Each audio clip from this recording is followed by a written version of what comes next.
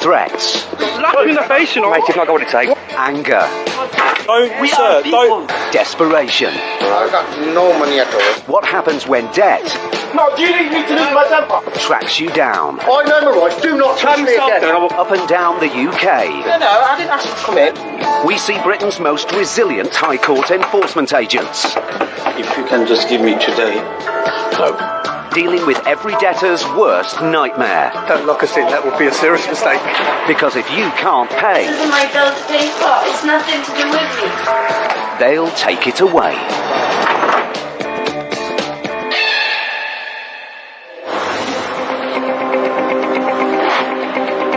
Over the first quarter of 2017, nearly 30,000 county court judgments were issued against businesses in England and Wales, a 36% rise from the previous year.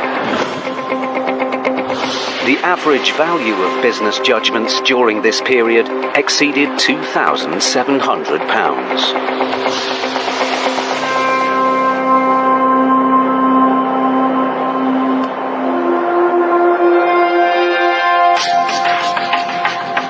High Court enforcement agents Steve Pinner and Max Caraher are in Willesden, North London. Ah, I know where I am now. That's the way it went, but you'll see the eye in a minute.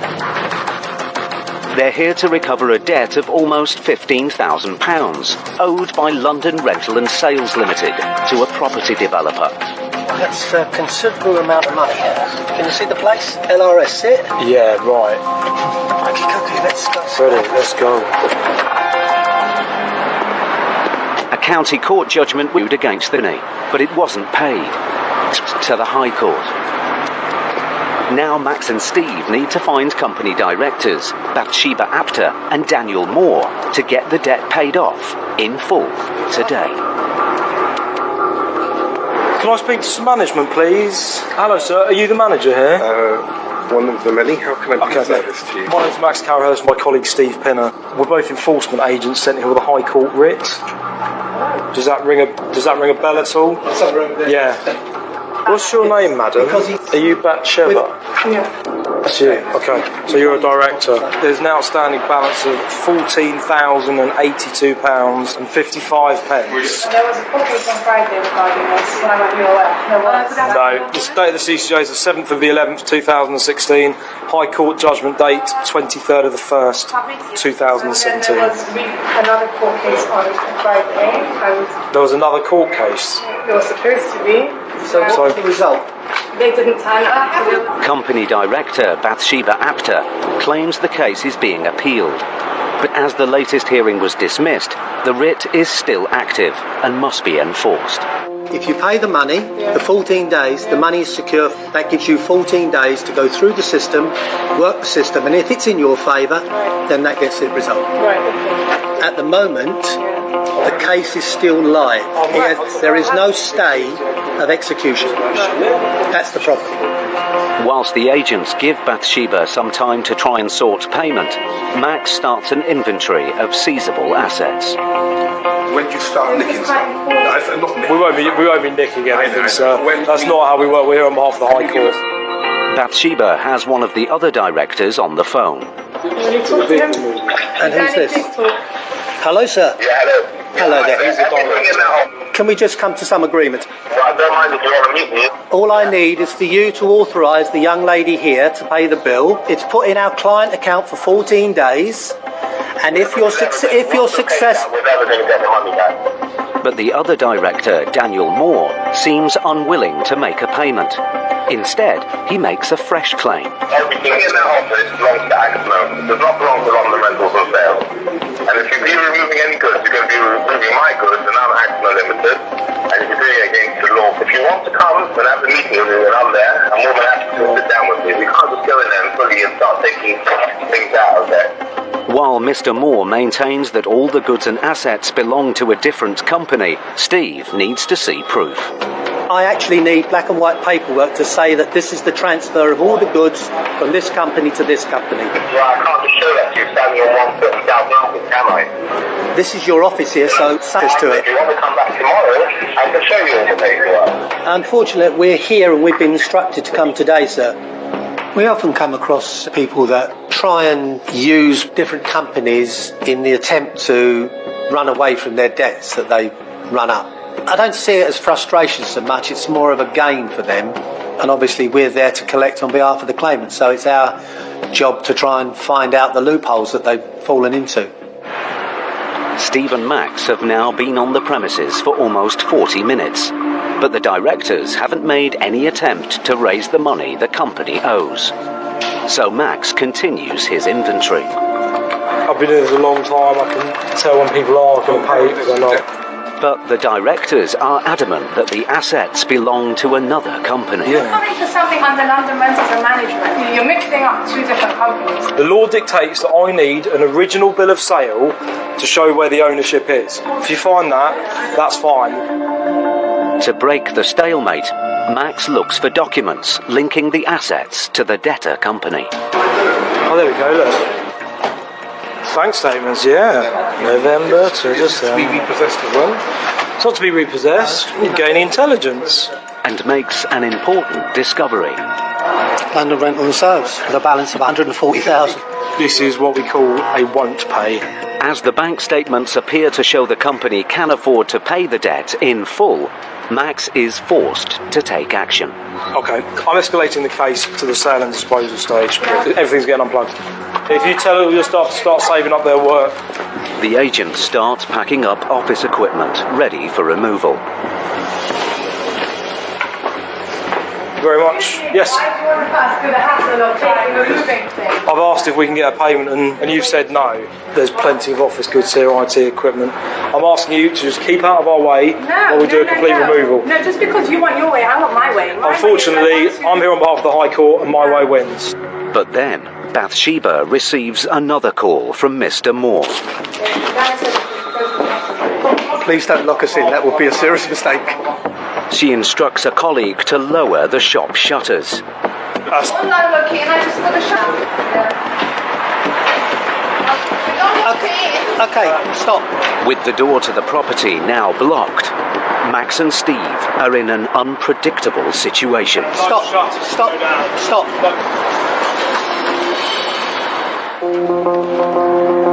Steve Pinner and Max Caraher were in Willesden, North London, to recover a debt of almost £15,000 from a lettings company. We're both enforcement agents sent here with a High Court writ. Company director Bathsheba Apter claimed the case had been put on hold There was a court case on Friday regarding this, so I went here. and said they wouldn't pay. This is what we call a won't pay. Then a fellow director claimed the goods belonged to another company. Everything in that office belongs to Axmo. It does not belong to London Rentals and Sales. But when Max started stacking goods ready for removal, an employee blocked the door. Put the shutters down. Stop. Now the agents must make it clear that blocking them in is a criminal offence. To obstruct us in the course of our duty is a criminal offence. Oh, okay. So please don't do that. Not even this one. Not even this. Fully open the shutters. Fully open the shutters, please. Thank you very much. The agents have been on the premises for 50 minutes. With no sign of payment, Max calls for a recovery firm to take the goods away. Hi, I want to do a complete removal. Can you send contractors down as soon as possible? Okay, no problem, I'll get that sorted. Right, guys, all these screens are going. If you can save up your work for me, please. But then, another man arrives. Hello, sir. You've got a walk-in possession warrant. We have paperwork which allows us to be here. Who are you, sir? Sorry, I'm Mr. Schwab, I'm a colleague of Mr. Moore. You're a colleague? Yeah. Okay. If you get permission from the director, then I can speak to you. I have a High Court writ. Of course you can see the High Court writ. Yes. So it's against LRS. Have you established that whatever you're touching is that belong to LRS? Onus of proof isn't on ourselves. I'm not here to fight you. No, we're not here to fight either. After seeing the High Court writ, Mr. Schwain starts to negotiate on behalf of company director Daniel Moore. Well, I'm suggesting that, I mean, it's a lot of money. Can he pay something now? We've told the young lady, Yeah. if they pay the debt now, which is 15,000. Yeah, they haven't got 15 grand Yes, now. they have. I'm asking They have. what- They've got the money. How do you know they've got money? Well, there was shown a me the bank account. statement It's in the account. on the Oh, it's table. in it. That's not. Okay. This is a small amount of money for a company which the keys on the wall prove it's a viable proposition. But company director Bathsheba still insists that the company can't afford to pay in full. All these people are out of business. Sure. We don't accept the payment plan. The reason we're not doing this is because that every move we've made, we've put up a barrier. So we feel that you're not being cooperative. Mr. Swain takes Bathsheba to one side. I told. If you got it in there, we'll get it out.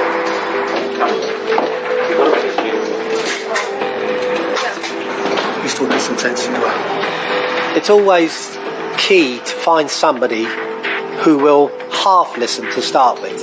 Then you can talk to them and hopefully they can get through to the person that's not listening to you. It's another tool that we have to use to try and get the message across. Minutes later, Mr. Swain is back to talk to the agents. I'm arranging that you'll get it. Okay. Once we get authorisation from our company, our head office, they'll get a receipt for the money that's paid. The company has agreed to pay the £15,700 owed. Check your bank for clear. Check your bank for clear. So It's just authorised. Okay. Steve calls the office to check payment has gone through. Jenny, I'm looking for £15,714.55p. Thank you very much. They paid it. Yeah, it's gone through. After almost 3 hours at the premises, the case is finally resolved. Thank you very much for your time, sir. Whether it comes within 10 minutes or 5 hours, it is absolutely great when we win. They've thrown everything at us, and through all the odds, we've come out on top, collecting a sum of money owed to somebody who rightfully deserves it. Great work on that, sir. Absolutely excellent. We tried our hardest.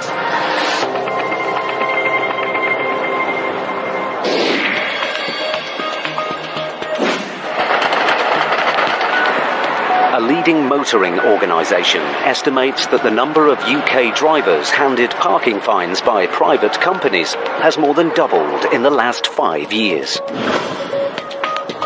Research suggests that private parking tickets are being issued at a rate of 1 every 7 seconds, with penalty charges often reaching up to £100.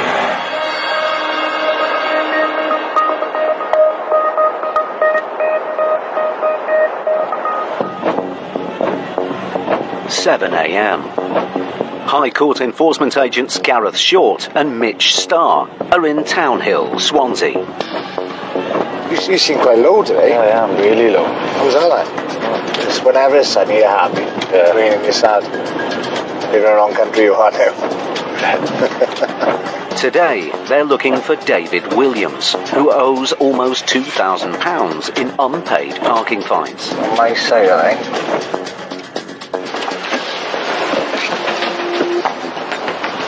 The case began when Mr. Williams parked on private property without buying valid tickets. Red windows. That's the one. The parking company escalated the case to the High Court, and now Mr. Williams must pay the money he owes today. Keep an eye on this window, by the way.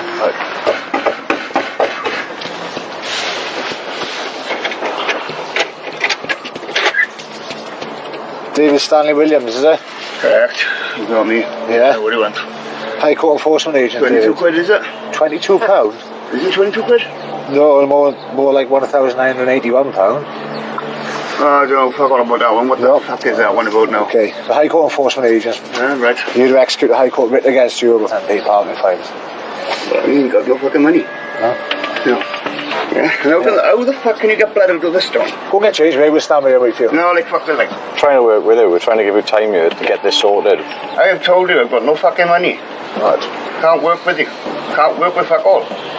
No. It's not about being aggressive, right? Thank you very much. How are you, alright? Are you Mrs. Williams? Yeah, if I'm his wife. Go move work from where you are, love. No point being aggressive. What do you want me to do? I need you to That's stop not all we it. can do. Stop it. That's not all we can do. Thank you very much. As the agents get invited into the property, Mitch tries to calm Mr. Williams down. Let's start again, right? Let's lower our voices. We'll stop the bad language and we'll start again from the start, right? Don't sit down.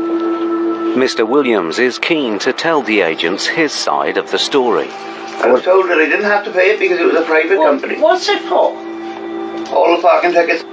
Yeah, well, unfortunately, he did get told that because it was on private property that he didn't need to pay it. It seems that Mr. Williams had been told by friends that fines issued from private parking companies couldn't be recovered by High Court enforcement agents. Gareth sets the record straight. They wouldn't just issue fines for the sake of it, would they? I don't know. And if you read online, everything you read online says as well about private property. County Court judgment and the High Court writ says different, unfortunately. Well, yeah, we know that now. There's a myth going around, especially on social media, that you don't need to pay private parking company fines because they can't enforce their own fines. Part of that is correct, can't enforce them, but we can. So if you are racking up your private parking company fines, just be careful because they are going to transfer to the county court and then ultimately to the High Court, and we'll be knocking your door. So we can remove assets where they can't. The agent's visit has clearly come as a shock. But Gareth and Mitch must make Mr. Williams understand what he needs to do next. How much are you looking for today? We had to collect the full balance, mate. 1900 quid. I ain't got that today. But I can't remove anything from you because I will stop you. Okay, I'll phone the police and have you for obstructing an enforcement agent doing his duties. I will stop you, I'm telling you now. Okay. Like we said, we're here to help you, right, David? So the last thing you want to do is start removing assets. I have nobody I can phone. I've recently just got 5 hits. I've been trying to make a way for myself, and I get pissed off because I got fucking people coming after me for money all the time. And it's hard. When I think I'm cleared of all my debt, another one knocks the fucking door, and it pisses me off even more. I'm a doorman myself, so I don't earn great money. It's clear Mr. Williams has hit hard times, but the agents must try and get some sort of repayment for the claimant.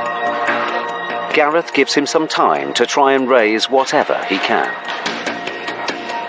Okay, so it's now 1:30. We'll give it till 22. We'll give you another 10 minutes. You keep pushing. There's no Dave. way. Where the hell am I supposed to get the money from? I can't do nothing. If you stop him, you're going to be locked up. You think I can stop him? Can I go past? Yeah, no problem. How much do you want? £1,981, please, for 60 pence.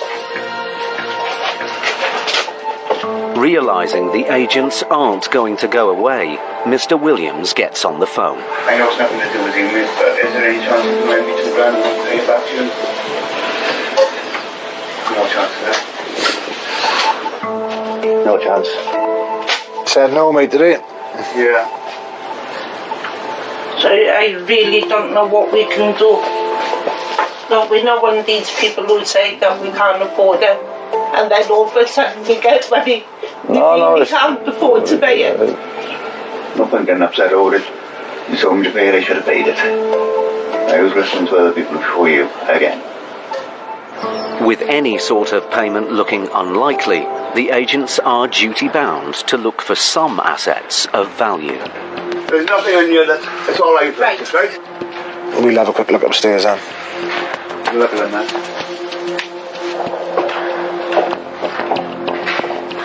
There's an edge cutter over there. Please don't take that. Anything I got? There's nothing up there, mate. Alright, buddy, you gotta have a look, right? It soon becomes clear that there's nothing of any value in the house. Do you want to go and have a chat with your missus? Let's see if we can think of anybody else. There is nobody else. As soon as you walk through that front door, realistically you know if this debt's going to be paid or not. Or if not, if the debt has enough assets for you to remove some of the properties, I know straight away that it's potentially not going to get paid. So we have got a heart. We just want to work with them, really, and try try and get the debt paid off on their terms, but also terms that the client are happy with. The agents are running out of options. What are you thinking? Just wasting time, away. Do you agree? Wasting time. Gareth decides to throw Mr. Williams a lifeline. It's not very often we do this, right? But we'll ask you for £1,000 in 7 days and a remaining balance in 28. So it's £1,000 in 7 days and £900 21 days after that. Right. Some months. Got a month to get £1,900. Right. What do you think about that? We can give it a go. Give it a go. That's all we can do. Mr. Williams agrees to pay £1,000 in a week's time and then pay the remaining balance in instalments. All right then. Do your best. All right then, take care both. We will. Ta-ra. Thank you. Right. Ta-ra. It's been a difficult case for the agents. There was no money inside the house. He was on poor wages, but it looks like he's just been a doorman, so it was impossible to get any kind of result there. But any kind of positive result on it. Yeah, there's nothing we could do anyway, was it? No.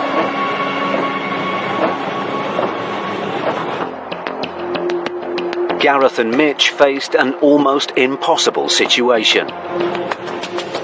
But in Paul and Max's next case, how long do I have? You have an hour to vacate the property. A simple eviction. I understand that this is probably the worst day of your life. Leaves a family in crisis. I don't know what's going to happen to me.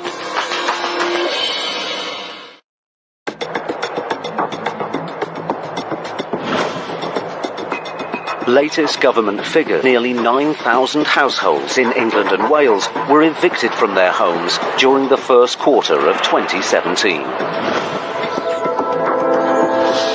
The number has risen by more than a quarter in the last 7 years, and last year more than 130,000 landlords applied to courts to get their properties back.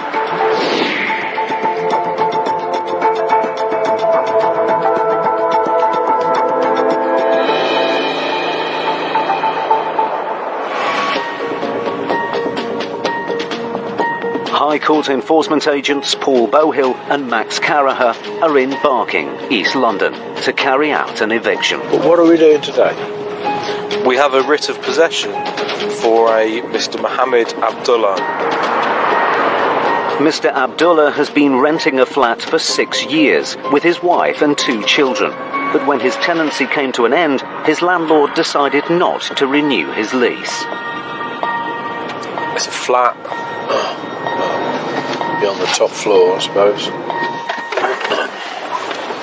Notice of eviction was sent by the county court, but was ignored. So the case was escalated to the High Court, and now the tenants must leave today.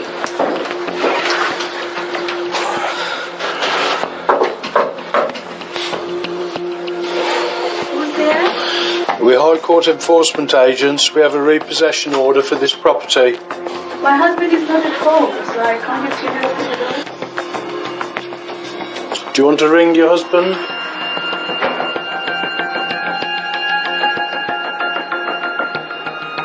Are you still there? My husband is coming. The agents have the right to force entry, but they decide to wait for her husband to arrive. I think the shock of having your home repossessed must be only next to the death of an immediate relative. It's absolutely devastating to have the home and the circumstances that you have known to be suddenly taken away from you, which of course is what happens when we turn up. 5 minutes later, Mr. Abdullah arrives. Hello, sir. How are you, mate? Mr. Abdullah? Yeah. My name is Paul Bowhill. Apple. I'm a High Court enforcement agent. This is Max Caraher. We have a High Court writ here. Mm-hmm. It instructs us to repossess the property today. Were you aware of this? Yeah, I am aware of it. And What is it, rent arrears, or it's the end of the tenancy? He's selling the property. All right. How long do I have? You have an hour to vacate the property. If you can just give me today. No, it's got to be now.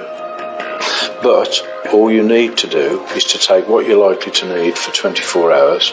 The landlord is obliged to let you back into the property so that you can get your personal possessions out and then get down to the council as quickly as you can. So what I'd like you to do is, if you open the door, explain it to your wife. She is scared. She's scared. I know. Don't worry. Of course. I understand that this is probably the worst day of your life, which is why we asked her to call you, and which is why we stood down until you've got here. Thank you. Come on in. Let me take you. Sorry. Mr. Abdullah needs to reassure his wife before letting the agents into the flat. Money.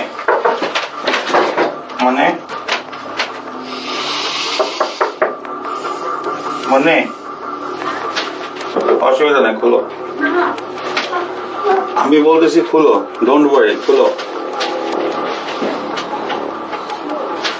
ওয়ারি তুমি গেটটা খুলো এটা হচ্ছে কি ওই যে বাড়িওয়ালার থেকে আসছে অসুবিধা নাই এটার জন্য ওয়েট করতেছিলাম খুলো don't worry come on please Thank you. Hello. Hi, but what? Don't worry. You calm down, okay? Don't worry. That's fine. Don't worry. Okay. So I have to take all this, and I need at least 2 hours so that I put everything in the back. We can't allow 2 hours. You only have an hour. Okay. I'll start on that first of all. Yeah. But my colleague's going to change the lock, so he'll stop on doing that. Please don't forget anything. Make sure you've got everything you're likely to need. Okay. Thank you. While Max changes the locks, Paul wants to find out more about how the family got themselves into this situation. If I can just clarify, what's happened is you've lived here for 6 years, but the landlord now wants to sell the property, which is fair enough, obviously. Everything started when my wife was pregnant, heavily pregnant. Yeah. But suddenly he told me one day that he's selling the property. I said, okay, fine. Have you looked at any rented property? I did, because I got multiple health issues. I lost my job, and I couldn't afford the deposit because, as you know, like £600 just the fees for these. For the agent? Yeah. Okay. I have a glaucoma, cataract, and uveitis, and the sleep apnea. You're a complete write-off, really. Okay, but you actually work now. You're still working. Yes, I'm self-employed. Try to make a living as much as I can. Have you made any approaches to the council yet? They said until you come, they can't help us with the accommodation and stuff. Right. So you've had no problems with the landlord, I take it. You've paid your rent on time. When you got the first notice of the eviction order, you took that down to the council? Yes. Yeah, they told me unless they receive the letter you just gave me, they can't help me at all. I told them my circumstances. I got a 5-month-old son. Yes. 5-year-old daughter. Yeah. And I got multiple health issues, but still they say no, we can't help you unless you come in and take over. It seems that the council told Mr. Abdullah he couldn't be rehoused before the family were evicted and became officially homeless. My point was if you knew that I'm going through this thing, so why not help me? When I was in a position not to upset anyone, I could have moved my stuff and no one had to go through all this. The only explanation they can possibly give is they've got pressure on the housing stock. They don't know which way to turn because they've got more people needing houses than they've ever got houses to give them, right? But this question of saying don't move out till the bailiffs come, it creates a pressure point which is here today. I'm just sorry that it's come to this. I think it's terrible. If we do 4 evictions in a day, we get exactly the same readout 4 times. They're always told to wait. If they leave the property before the bailiff is there, they will have made themselves intentionally homeless and they won't be rehoused. So it's an absolute catch-22. The agents have been in the house for almost 20 minutes when a family member turns up to help. Hello, are you okay? About you in family? I think. You're on family. Your family, are you? Yeah, my Oh, cousin. please, yeah, I'm Paul. But the situation is taking its toll, and Mr. Abdullah wants to explain more about the impact the eviction could have on his family. I feel really stressed out. I don't know where they're gonna put me, or where they're gonna give me temporary accommodation. My daughter's school is here. I'm a self-employed, so I got my customers, and most of my customers are based here, and my hospitals are here. So I don't know what's gonna happen to me. And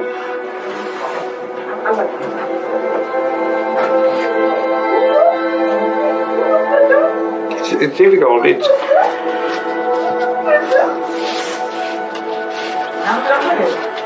It's difficult. It's really difficult. The family's time to pack their essentials and leave is up. Take care. Thank you. Be good. I appreciate that. Thank you. That's all right. Now homeless, the family will have to apply to the council to provide emergency accommodation. Take care. As Max finishes installing the new locks, the landlord arrives to take possession of the property. That's all right, no problem. It's all done. All the locks are changed. There you go, guys. So this is sold, is it? You just need... Well, just really, yeah. I mean, it was sold. It soon becomes clear that having had to wait for 7 months to get his property back, it's been a difficult time. We started trying to go through the process in June. And I said to him, look, this is the situation, sold, served him notice on October the 3rd. Yep. Said to him, look, don't pay rent for 2 months, because we never took a deposit, so I said, don't pay rent for 2 months. It gives you enough time to build some money up, deposit, etc. With the flat now back in the possession of the landlord, the eviction is complete.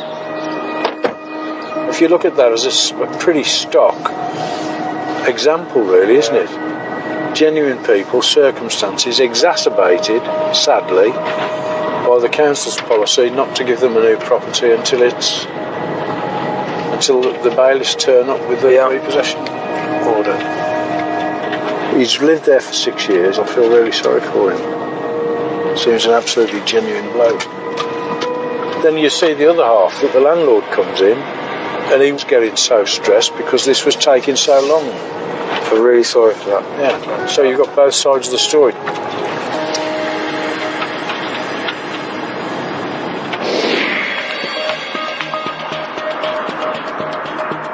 Recent research has shown that over a third of the UK's small and medium-sized businesses are struggling with late payments.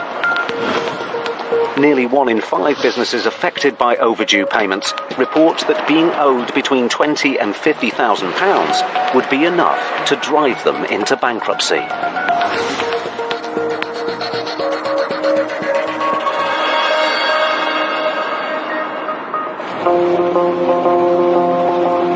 High Court enforcement agents Gareth Short and Mitch Starr are in Bryn Mawr, South Wales. They're here to collect a large debt of just over £12,000 owed to a utility company for an unpaid electricity bill. On the way to see Kaylee Cartwright. Owes £12,000. 12 grand's worth of electric's a lot, isn't it? The agents have been given a home address and another for a commercial property. That's what we're looking for, but fantastic. Sundown shop makes sense, electric. Electric, to have a lot of electric, wouldn't it? There we are. Knowing there might be goods to seize here, the agents visit this address first, in the hope that the threat of removing business assets might prompt a swift payment. Look for Kaylee Cartwright, please. Yes, please. You able to get on the phone for I her? can try and get hold of my nephew, David. You're going to have to get up here, David. There's something to do with Kaylee. Is Kaylee able to phone you? I'll have to use my nephew. Brilliant, thank you. Hello? Hi, mate, alright? Alright, David, is it? Yeah. David, looking for Kaylee. Any chance you could turn the... I'm on my way over. Can I leave my salon if there's nothing to do with me? No, not at all, no. We won't be leaving the salon, no. I suggest you get Kaylee up here, mate, to deal with it. We won't be leaving the salon, no. Alright, I'm on my way over. The receptionist's nephew, David, claims that he now owns the shop. And just minutes later, he arrives. I'm going to go now. David. Hi mate. Hi, mate, you all right? You're David, you? Yeah. Hey mate, alright? How's it going? Looking for Kaylee, we are, buddy. Nothing to do with me, so I don't know. Yeah, we don't want to Can I tell you my lease that I own this property and you can leave it on there? Yeah, right, we'll do a thorough search of the property. Yeah, that's fine. Come on. Let's do your thorough search. The agent's notes say clearly that Kaylee is linked to this address. Suspicious of the man's claims, they investigate further. So why is Kaylee giving this address out, mate? Hey, you've phoned this address before? Is she any relation to yourself, mate, or? No, no ex-partner, nothing like that. Ex-partner, maybe, years ago. How long ago, mate? Nothing to do with me, speak to it, that's good. Sorry, there's the lease, don't see it. The lease for the premises is in David's name, but it doesn't prove that Kaylee doesn't still own the business and its assets. Gareth turns detective. I'm going to warn you now, as soon as I find one letter with Kaylee's name on it, mate, I will be enforcing the writ here, yeah? If there is any documentation on his letters that have been sent here that I couldn't pass on to police. And he quickly finds something. It's a contract here for the utility warehouse. When was the last time you saw them, mate? Seem very cagey, there's some information about it, mate. Yeah, private though. Okay. It's just funny you're confused why you still got letters from it. The pile of letters are all addressed to Kaylee. But then Gareth finds a court document relating directly to the debt they are here to enforce. Come on now, mate. Where is the original judgment for claimant on the floor over there for Kaylee? Right by there.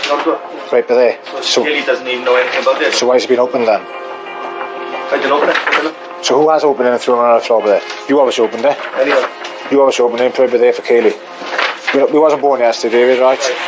With evidence to suggest that Kaylee has been trading from the premises, the agents have the right to remove goods belonging to her to offset the debt. But David still insists that the business and its assets belong to him. Do you want to show you what the summit belongs to? Yes, please. And also the computer, the desks and everything, mate. Do receipts for every single asset within the side of the building. Yes. David shows Mitch an inventory on his computer he thinks proves that he owns all the equipment in the salon. We're going to show me all the individual sunbeds on here, mate. So we're looking for make and models for each sunbeds, chairs, computer system. That means nothing to us, mate. Nothing to you, it doesn't. It might with you. It wouldn't to the courts either. The inventory is just a general list of equipment, without specific make and model numbers, and it's not proof of ownership. Start taking this inventory, buddy. So Mitch starts listing assets for removal. But then David produces another document. What is it you found? Invoice. The sunbeds. Mitch goes to check it out and immediately spots similarities with the previous inventory. You just changed that, mate. It's exactly the same document you just showed me. So all of a sudden changed to 6 sunbeds, optional X series. Mate, we wasn't born yesterday. The document looks almost the same as the first inventory David produced. Only this time it has the specific make and model numbers they were looking for. Both exactly the same invoices. Exactly the same invoices. Yeah, but there's a couple of details changed that we wasn't happy with downstairs. Gareth compares the two documents closely. So look at this then. So it says sunbeds? 17th of 12th, 2000. How many sunbeds are in this property? This is funny. Same date on both invoices, yeah? Yeah. Yeah. Which means they Give me the last 4 reference number. 6652. 6652, same reference. Yeah.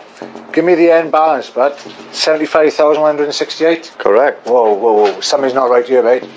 The agents are suspicious that David may have altered the first invoice he showed them, adding in extra details to confirm his ownership of the goods. I do believe you changed it. Right. You can believe in ghosts. It doesn't even. Somebody's changed this, whether you did or those ghosts you're on about, has changed this invoice. So I'm guessing it's you. The case has taken an unexpected turn. It will take all of the agents' investigative skills to get to the bottom of this situation.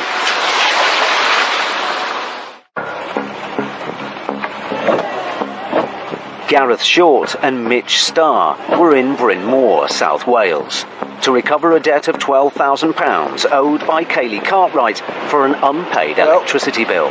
Look for Kaylee Cartwright, please. Yes. The Ritz listed the address as a tanning salon, but a man called David claimed to be the new owner and said Kaylee was no longer involved with the business. So why is Kaylee giving this address then, mate? You've gone this address before.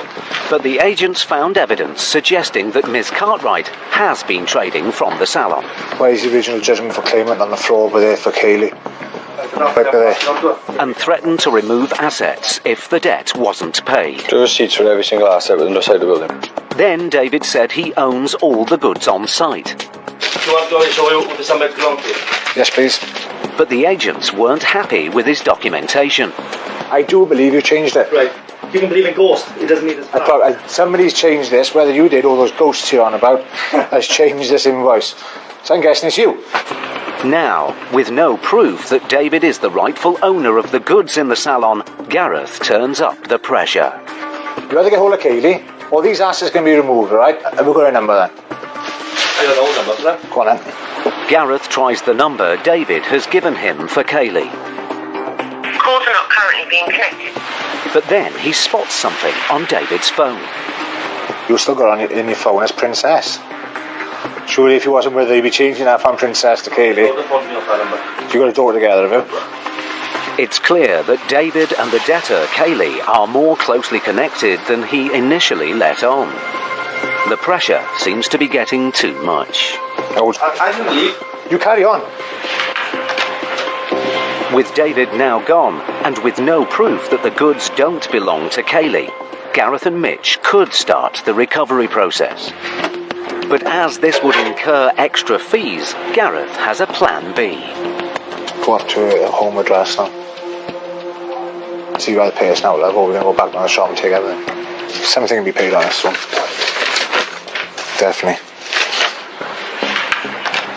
The agents now head to the residential address they have for Kaylee. 12 minutes a week. If she doesn't pay up, they'll return to the salon to take all the assets they've earmarked for removal. But as they arrive, they spot a work van parked outside. Smart, tanning, muscle, tanning.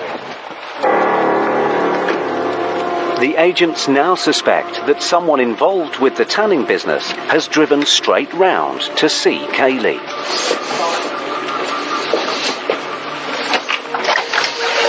Kaylee, is there? Hey, Kaylee, all right? There's no sign of anyone from the tanning shop, but Kaylee immediately makes a surprising offer. I've got the money here if you need it. You're going to pay in full, are you? Apparently so. Do you know how much the balance is? What was it?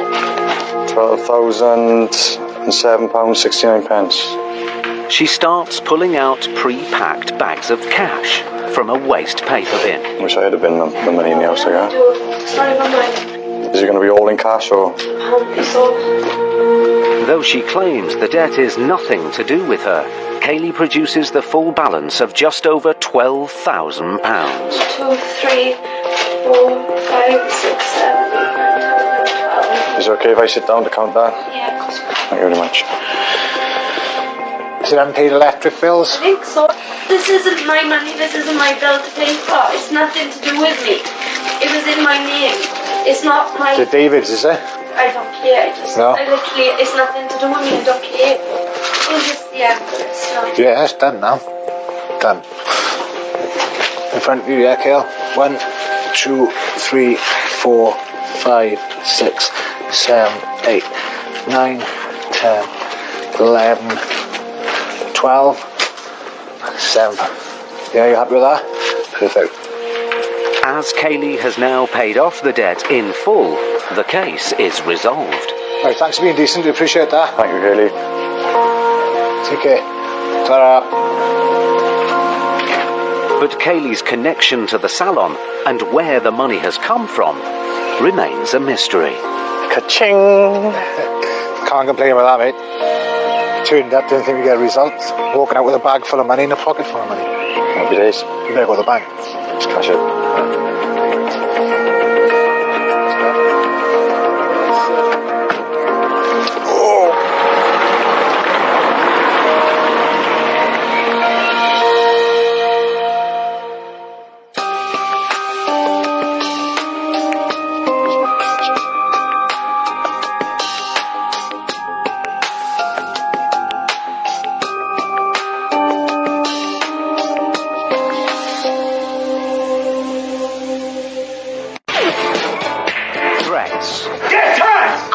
smash his head. Anger. Because don't, sir, don't. Call the policeman. Call the policeman. Listen. Desperation. What happens when debt I know my rights. Do not touch me again. tracks you down? I'm not even paying a penny of it. Up and down the UK. Can you come to the door, please? We see Britain's most resilient High Court enforcement agents. Can't believe that's been in there. Dealing with every debtor's worst nightmare. Today is actually my birthday. Because if you can't pay, really don't have any money to make payment. they'll take it away.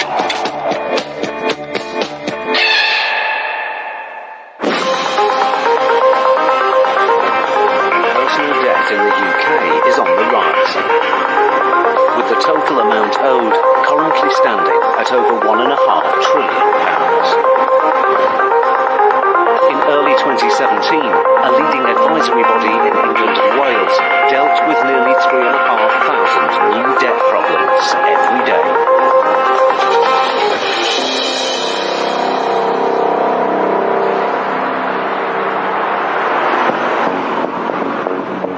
High Court enforcement agents Steve Pinner and Max Caraher are in Greenford, West London. They have a writ to recover a large debt owed to a garden landscaping company. We're looking to collect £21,762.28. The debtor is ordered to pay substantial costs to the claimant after losing a county court case. But he failed to pay. The case has now been escalated to the High Court. The debtor must pay the money he owes today. Windows wide open, with the new Mercedes outside. Right, let's give him a knock. If the Mercedes outside the house belongs to the debtor, it could be seized to offset the debt if he can't or won't pay the £21,000.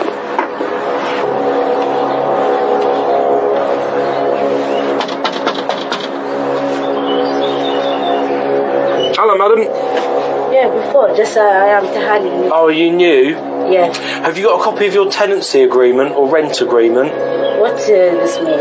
Paperwork. Sorry? You need letter for me? Paperwork to show who lives here. Council tax? Anything like that. Okay, 1 second. Yes, no problem. Thanks very much. As the agents often get lied to, Max and Steve need to see proof that the debtor doesn't live here anymore. Oh, brilliant. Oh, you're a star.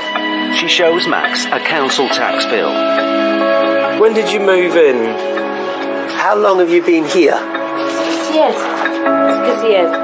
How many people live here? Me and my kids. How many kids do you have? 3. 3 kids? Yeah.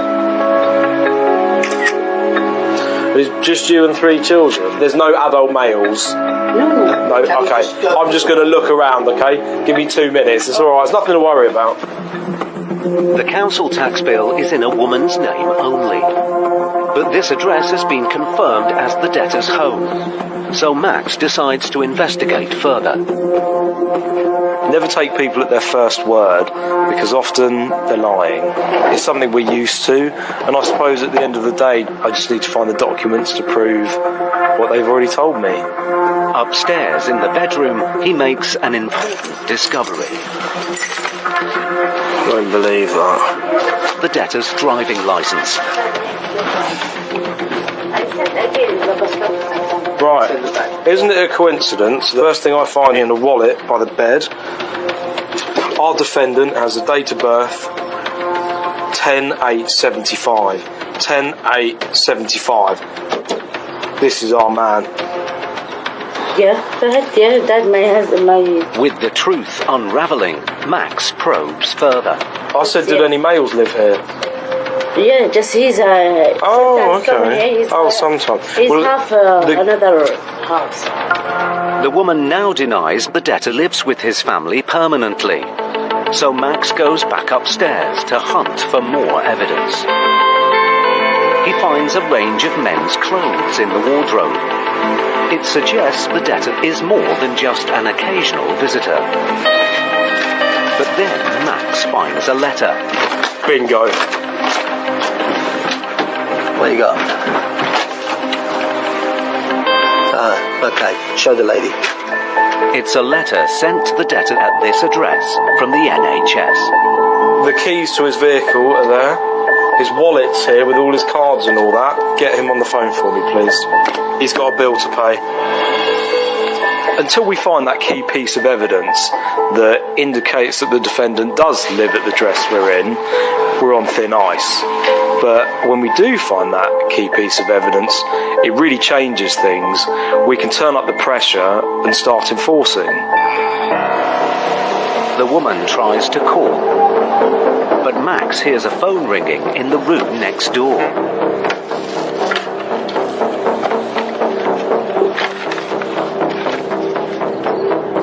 You're trying to phone this phone that I've just found in the drawer. As the woman seems unable to contact the debtor, Steve turns his attention to the Mercedes parked outside.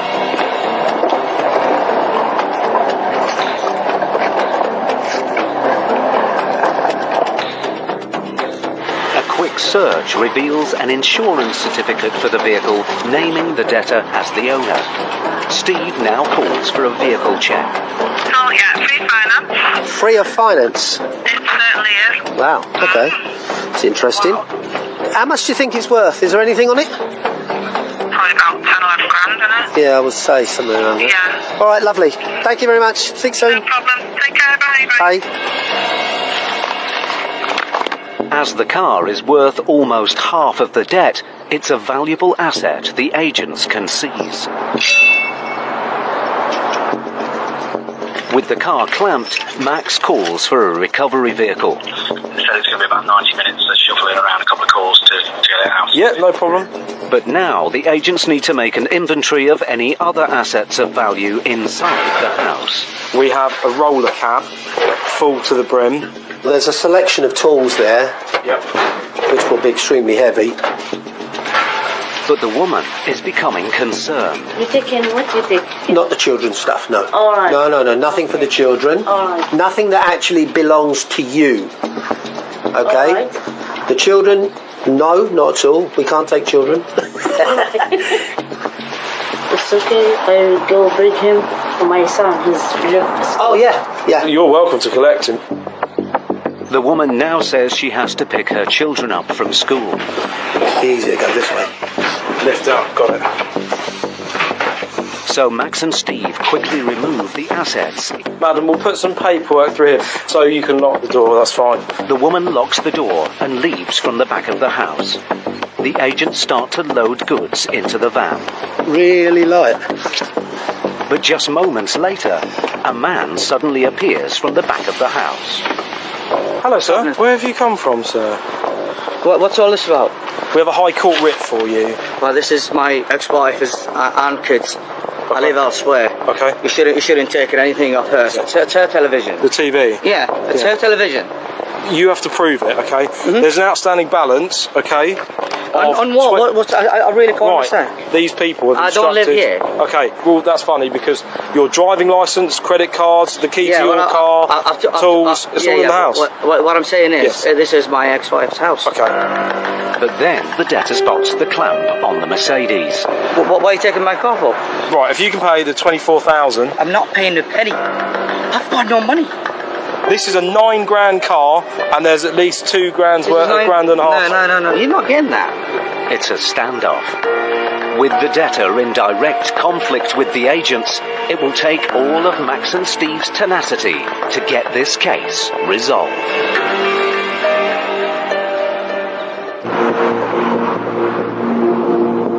Max Carraher and Steve Pinner were in Greenford, West London, to collect a debt of nearly £22,000. The woman they met claimed the debtor didn't live there, but Max found evidence suggesting otherwise. The keys to his vehicle are there. His wallet's here with all his cards and all that. Steve clamped his Mercedes. How much do you think it's worth? Probably about 10 or 11 grand, isn't it? Yeah, I would say somewhere around there. Yeah. But just as they began to seize other valuable assets from the house, the debtor suddenly appeared. What are you taking my car for? Right, if you can pay the 24,000. I'm not paying a penny. Now the agents must make it clear that they have every right to continue to enforce the writ here today. You're not taking anything. We are. We've got to take the car. It's financed. What's financed? What's financed? It's on finance. It's not. Well, it's being cleared. I've just cleared that. You've just cleared the finance? Yeah. So it's not on finance? I've just paid off my student loan. Okay. Okay, I'm student. So it's not on finance? Well, at the moment, no. Correct. So we can take it? Yeah, I don't know anybody. I'm going to take it to court. Okay. It's obviously, it's been to court twice. Mate, who are these people? He now says he knows nothing about the debt. We're going to try and get our thinking heads on. Have you ever done any business ventures before? Mate, nothing. You've had no business ventures? No. Steve calls the office. Hi, mate. The gentleman here, obviously, it's a large amount of money, and he says that he knows nothing about it. He would just like some idea of what it's to do with. The data it's a car accident, basically. What happened is, Dad was parked at a roundabout. Our client drove into the back of him. He went to court, and it was awarded against him, and all paperwork was served at the address that you're at. Okay, lovely. Thank you very much. Okay, so you now know as much as we know. It was a car accident. Okay. It went to court. You lost. The court then... No, I didn't lose.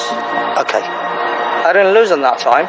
Well, okay. The debtor suddenly seems to know all about the case. I couldn't get in touch with anybody else. Well, you heard the same information that I heard. I can't tell you anything else. But then he makes an unexpected move. He walks off, leaving his Mercedes to the agents, and gives up the fight. They do like making us bloody work for it, don't they? When people lie to us, we ask all sorts of questions, and then we ask them in a different manner or a different time, and 9 times out of 10 they make the mistake of not giving the same answer. So liars need very good memories. So that's where they fall over. Minutes later, the recovery vehicle arrives. Oh yes, there's my boy, and they've got space for the stuff. Okay, it's all yours. The car will be sold at public auction.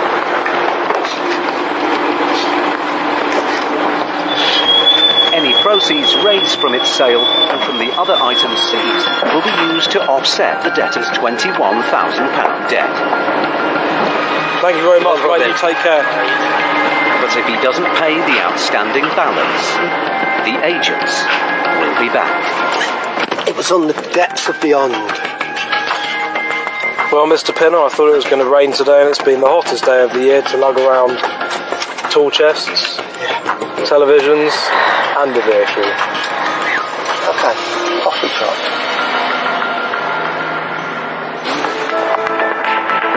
Recent research has shown that self-employed workers in the UK are increasingly suffering from late payment of invoices. Nearly half report that they're struggling to make ends meet due to late payments, while more than a third have had to seek financial assistance from family and friends.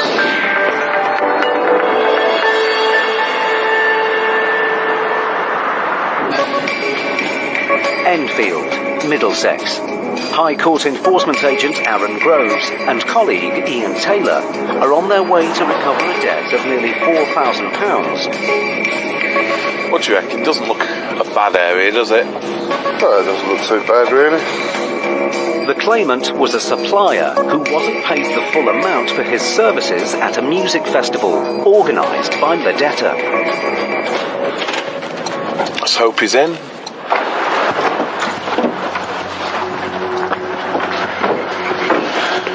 After failing to get his money back through the county court, the claimant escalated the case to the High Court, and now the debtor must pay in full today.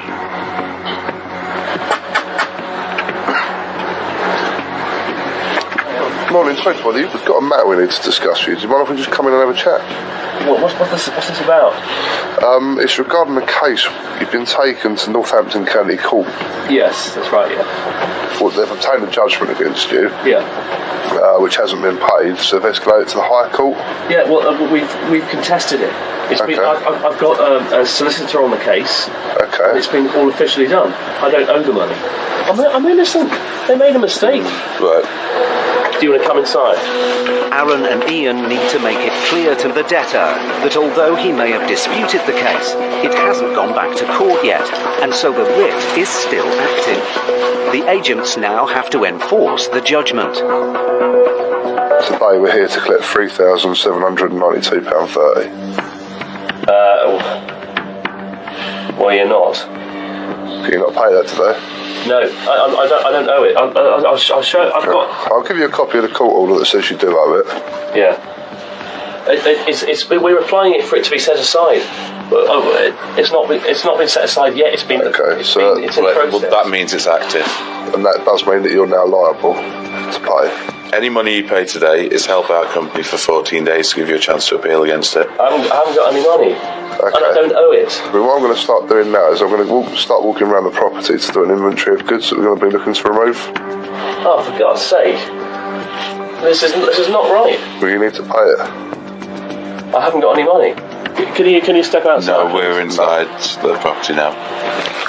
Quite a lot of the time the person will be focused more on the dispute than the fact that we're there to collect the money or remove goods. It's our job to make them realise that we are there to collect the money. We're not there to listen to the story. There's a dispute process for a reason. Realising Aaron and Ian aren't going to go away, the debtor gets his father on the phone. Dad, I've got 2 enforcement officers in my house, and they want to remove goods. They say I owe it. This is my father. This is my father dealing with the... Hello? What you're doing is absolutely outrageous. Unfortunately, though, sir, while there's not a stay on the case, that does make it enforceable. So what will happen today is we're going to be removing goods. I would like to have time to my solicitor about this, because what's going on here is really, really wrong. Surely to God, you can give us just a little bit of slack here. Sir, You're enforcing something which is wrong. But it's not wrong, sir. We've got the paperwork that says that we should be here. This is just, it's like living in Russia. Well, I'm afraid we're the ones that have sent here to come and do the job, sir, so it will need to be paid. What is the sum, please? The outstanding is £3,792.30. Whoa. I am prepared to pay you that, but I would ask you, please, to allow me to make one phone call to my solicitor first, because I have an awful feeling that this money will be down the drain. Can I just make one phone call? I just want confirmation from somebody on my side of the fence. By all means, you can make a phone call, that's fine. Whilst Aaron and Ian wait for the man's father to call back, they're keen to find out more about the case. What's the debt relating to, if you don't mind me asking? It's just a little dispute. He owed me some money which he didn't pay, and then when we did this festival, he wanted all his expenses back, and I offset everything properly. And he's just said I owe a load of money, and if you do that on a court form, then this can happen. 5 minutes later, the man's father calls back. Hello? He confirms what I said, that we have raised this dispute with the court. This is a completely incorrect enforcement. Is there nothing you can do to give us time to get that instruction from the court? Because you and I both know that if I pay this money, the chances of getting back are going to be difficult. It will be expensive. It will take me a month of Sundays. We can afford the thing. It's just a dispute. Unfortunately, sir, I would advise paying it. Yeah, but I'm not going to get it back, am I? I mean, can you not give me an hour? Sir, look, no matter what you do, it's not going to get you put on hold today. Just a second. That's a phone call from the solicitor. Can you ring back in a second? Quite a lot of the time, the solicitor will try and stop us from enforcing with various different ways, from claiming that they're going to apply to have the writ set aside, which of course it doesn't happen immediately. So nothing they do or say is going to stop it. We're here and now, still with the case. As the to and fro of calls continues, Aaron decides to give the debtor another chance to pay. Can you pay this debt? Yeah, give us a minute, mate. Aaron's patience has now run out. Right, mate, I'm now going to start the removal process, okay? With no sign of payment, Aaron and Ian start an inventory of assets in the house. Have you looked upstairs yet? No, not yet. you want to get the car clamped up as well? Ian immobilises the man's car, while Aaron rings for a removal truck. At the moment, the payment keeps being delayed. Can you send out a removal van on that, please? So you need a large Luton, yeah? Okay, no problem. I'll get that sorted. I'll sign it for you straight away. Yeah, that's fine. Okay, I'll see you soon. Cheers, thank you. Bye-bye. Now Ian needs to make it clear what will happen if assets are removed. The money's held for 14 days. If we remove goods, they're only held for 7 before they go to auction. Yeah, I didn't know that. Well, I don't make the law. I'm just here to enforce it. Then the debtor's father calls again. Okay, I've spoken to her solicitor and I understand that we have no recourse. I really am protesting in the strongest way possible about this whole procedure. It's wrong. But if we have no option, we have no option. How do we pay you this money? The debtor's father finally appears to have accepted Aaron's authority. Okay, are you ready for the details, sir? Yeah. He pays off his son's debt in full. I think when a debtor falls into debt, it's ultimately their responsibility, and I think it should be them to get themselves out of debt. But of course, it doesn't happen like that most of the time. Cheers, guys. Cheers, mate. I'll be removing the clamp before we leave. Please do, yeah. I don't want to keep that. Don't want a souvenir. They've got 14 days to make an appeal. If he doesn't owe the money, then he'll be given his money back, won't he? But that's not our decision to make. We're just there to collect the money.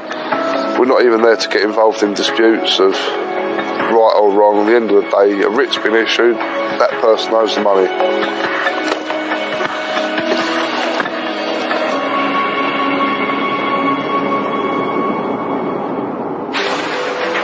Thanks to their persistence, Aaron and Ian got the outcome they wanted.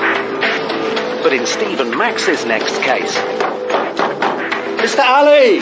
a routine eviction We have a High Court writ to repossess the property. exposes a bitter feud. Why is he abusing me? He's abusing me.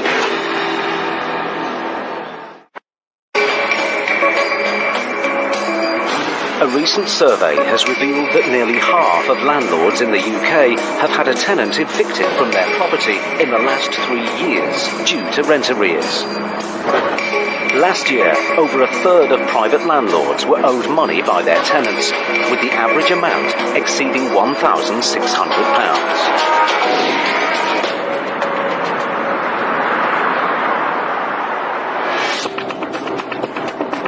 High Court enforcement agents Max Caraher and Steve Pinner are back on the road. This time they're in Hounslow, Middlesex, to carry out an eviction. We're off to see Mr. Salim Ali, Mr. Mohammed Irfan, and all other occupiers. But this is no ordinary eviction. We have a writ of possession combined with a writ of control. We're also looking to collect £3,454.75. The agents have 2 jobs to do. One to take back the property, and another to reclaim 6 months' worth of unpaid rent owed to the landlord, Mr. Bansal. He's here to meet the agents. Morning, gentlemen. Mr. Bansal. Yes, hi there. Steve, Hello, nice Steve. to meet you. And you? Okay, let's go and through the front door. Yes, please. Do they like you? I'm not sure. I haven't spoken to them for quite a few months now, so... Well, maybe a good idea if you just wait here for a second till we... Do you have any keys at all? Yeah, I just Okay, brilliant. The landlord's parents are also What here. is that? His father hands them the keys. Okay. I'll be with 1 minute. Just stay there. The tenants live on the upper floor of the semi-detached house. We'll do this one and then we'll go up. Lock on the first floor. Thanks very much.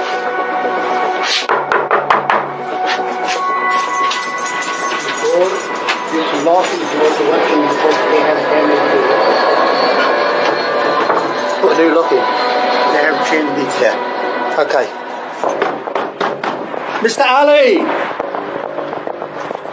Do you have a bar or anything to open the door with? The agents have the right to force entry to repossess the property if no one answers. Thank you. But it seems there is someone in after all. Good morning. Mr. Ali? Okay. And you are Mr. Efran, okay. We're enforcement agents and we have a High Court writ to repossess the property. Okay? Yes, please, thank you. The man, Mr. Irfan, is one of the tenants named on the writ. Is it just you here now? Just only Ali lives here, not me. But I came yesterday to stay here with him for a night. He's gonna come back later on. What's his stuff? This is all his stuff. Okay, and your stuff? I don't have anything. Oh, you don't have anything? No. Okay, well, you're going to have to pack your clothes and that. I suggest you call him. No. Is he local? He said that he's going to go to Chester. Chester? Leicester. Well, he's not local then, is he? Okay, well, he will have to make arrangements to come and collect his stuff. While Mr. Irfan starts to pack up his friend's belongings, the landlord's father tells Max more about the case. They did show us the statement of £30,000 earning, and we given them the property. And as soon as they moved into the property, the first rent they stopped it. They said, we're not going to pay. They have been parking about 5-6 cars here. When we ask them why these cars are, they say, we are rich people, we got 6 cars. There are a lot of things we wanted to do which we have cancelled it because the finance was not coming in. So I mean, financially, yes, they have just ruined our life. But upstairs, Mr. Irfan has overheard the conversation and he's not happy. Please, I don't want to see them because if they abuse again, they abuse in my language. It's really words, okay? Shut your ears. I'll tell them to keep it down, okay? I know you understand they have a problem with you. You have to understand that. Not with me, with Salim. With the greatest respect, your name is on it as well, so the problem is with both of you. Okay. So you have to understand that. No, but again, we shouldn't be... But they're cross. They're angry. They're owed money. They're angry. It's always our choice to try and keep the landlord away from the house whilst we're doing an eviction. Simple reason is they're not going to get on. One doesn't like the other. Either way, there's a reason they're being evicted, so if we can keep them apart, there's going to be no arguments. The agents have been at the property for just under an hour. Mr. Irfan is almost ready to leave, but now Steve has to make him aware that getting the flat back is only half the story. There is £3,500 outstanding. It seems that no payment can be made, but it's clear that there's nothing of value in the flat. There's not a great deal, is there? Collecting on the £3,500 is going to be nigh on impossible. Steve breaks the bad news to the landlord. There's about £2.20 worth of whatever's in the flat. You're not going to get it. And that's the honest truth. All I can suggest is that you let them settle somewhere else and then go after them. Okay? There is absolutely nothing in there. There's a wardrobe, a clothes horse, mattress on the floor. Yeah. They took everything. They've taken everything. They've taken everything. Thank you. Okay. They've taken. They've got about 5 or 6 cars. They've moved all of those out. No cars here. Okay. The driver, everything was full here before. So. Do you know the registration numbers of the vehicles? I do. What I suggest you do, go back to our company, suggest that they do a trace on them, give them all the details of the vehicles, and hopefully we can recoup your money like that. We'd only be too pleased to do it. You're lucky they left you in the bricks. 9 times out of 10, the people that have to be evicted aren't going to have money hidden in a corner or a shoebox somewhere. The reason they're being evicted is because they haven't paid the rent. They're not going to have a pot of gold sitting in the corner. The eviction is almost complete, but before Mr. Irfan leaves, the landlord's parents decide to go into the flat and record events. Why is he abusing? He's abusing me. He said, Why is he taking video? Him, this is one of the landlords. If he wants to film, that's up to him. He shouldn't abuse. Can you just go downstairs, do the locks? I have done the locks. You've done the locks, okay. Could you wait downstairs then, please? Shut up. Right, Yeah? sir, if you just go down, we'll deal with the repossession. Yes, I'm doing it. I'm helping you out, guys. Why is he abusing for? He's downstairs now. If you just concentrate on packing up your stuff. With the landlord's parents back outside, Mr. Irfan is ready to leave. That'll be his Uber cab. That's him. Yeah, that'll be him. But before he goes, he's keen to share his side of the story. They got more cases with people here as well. All of their people who are staying in their houses, they're not treating them in a way they need to treat them. They're not trying to refurbish their house and stuff. They just only that's it.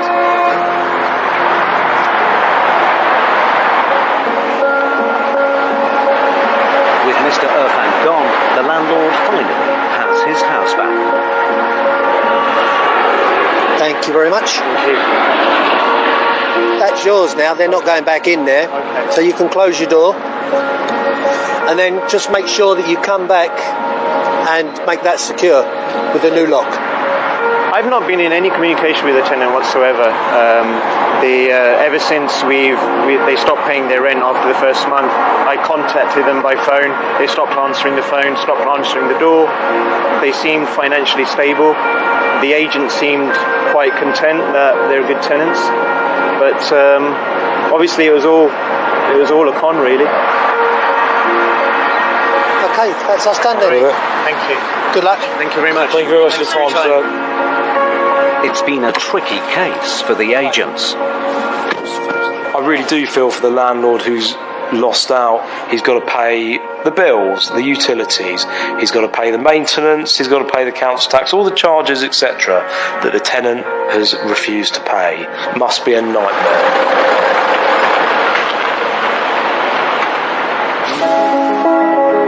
A recent survey has revealed that nearly 75% of UK adults lent money to friends and family in 2016. 1 in 20 have lent over £5,000. However, over 40% never see their money again.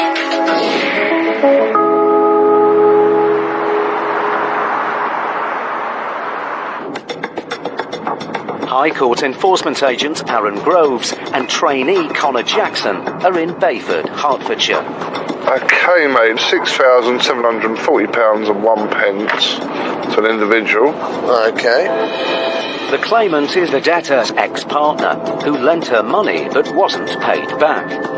He won a county court judgment against her, but still wasn't paid. The claimant has escalated the case to the High Court.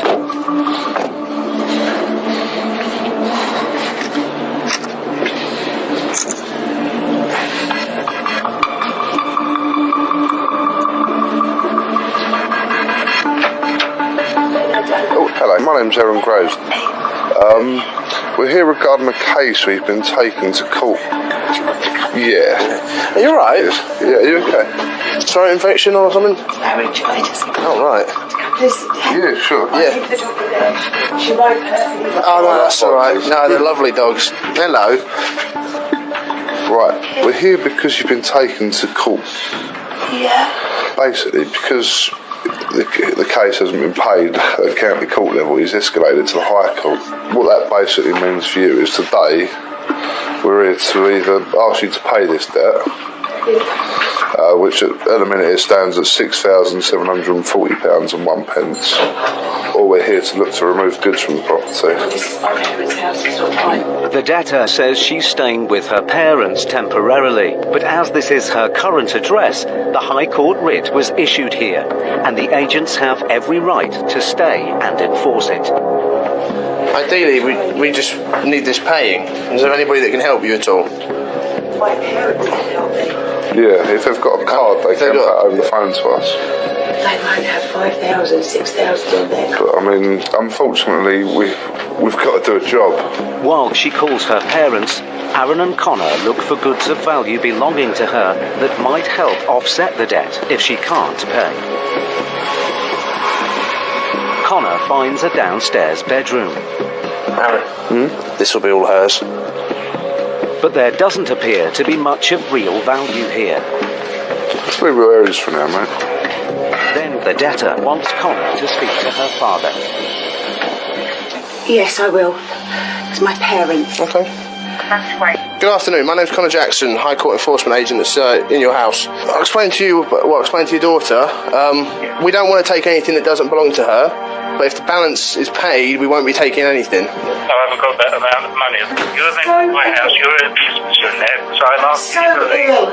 Listen, as a retired police officer and 30 years standing, I'm going to phone the police station and I'm going to report there are trespassers on my house and I'm in York. Now, you can either come back tomorrow or Friday and see me personally when I'm returned, or you leave the house immediately. Up to you, your call.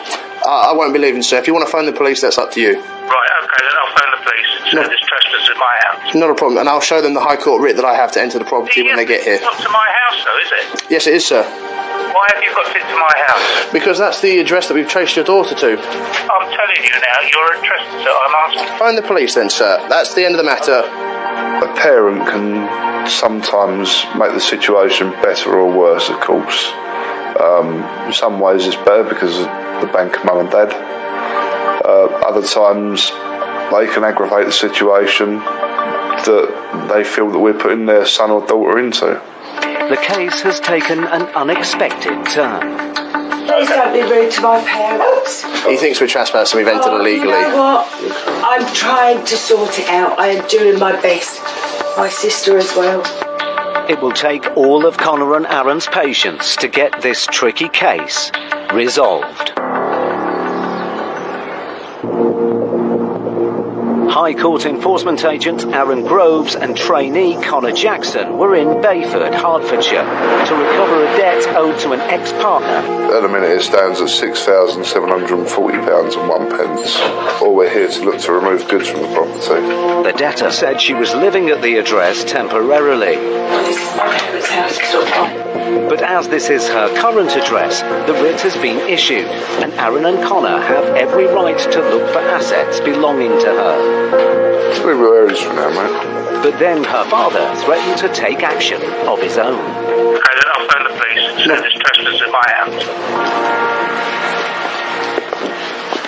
There's no sign of the police, but then the debtor's sister arrives.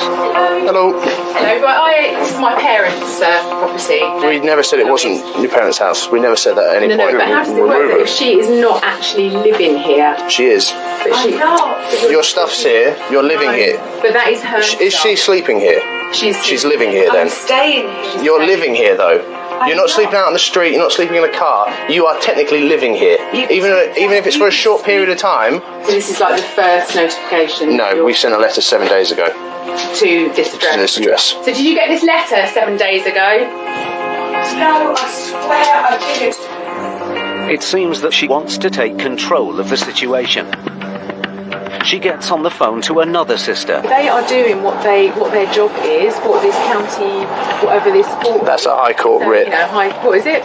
That's a High Court writ. This is a High Court writ, so it's all legal. They're not just like thugs that are just literally breaking in and removing your property. They're doing what they. There's nothing else to do. There is nothing else that we can do. It does make our life a little bit easier when one member of the family goes, right, this is how it is. We're going to deal with it, and then we'll deal with you at a later date. Let me pass you on to one of the chat. This is my eldest sister. This is my parents. I'm sorry, I'm very sorry. I'm sorry. It's just my poor parents have taken her in. Okay, listen to what I want to say. The address that we've got for her is here, and as she's sleeping here and all of her stuff is here, it's reasonable to believe that she's living here. We can take payment from more than one place as well. I've got a couple of grand. Okay. You take cards, Mr. We can, yeah. Have you got any cards that you can pay anything on? No, she hasn't. The whole family agree to split the cost of settling the debt between them. Are you ready for card numbers? Yeah, just bear with me 2 seconds, please. Okay, how much are you paying on this card? 3,000. 3,000. Another £2,000 is paid on the mother's card. Okay, how much are you paying on this card? The remainder, yeah? The remainder of the debt is paid by the other sister. And that's it all sorted. Right, that's it. Job's a good one. Right, we shall leave without taking anything. Lovely. Okay. Debt just doesn't affect one person. You know, if you're in debt, it affects everybody around you in different ways. And you know, especially if you're living with people and we turn up at your door, it is going to directly affect them. Every address that we attended is different. Everyone's got their own life experiences. They're going through their own problems at different points in their lives. So you never know what you're going to get when you knock on the door. You don't know what story you're going to hear. Aaron and Connor's patience has paid off. Just after 2 hours and we've walked out with it paid in full. Hopefully that's another happy client. An unhappy family though. All because she tried to bury her head in the sand and claiming she didn't know anything about it.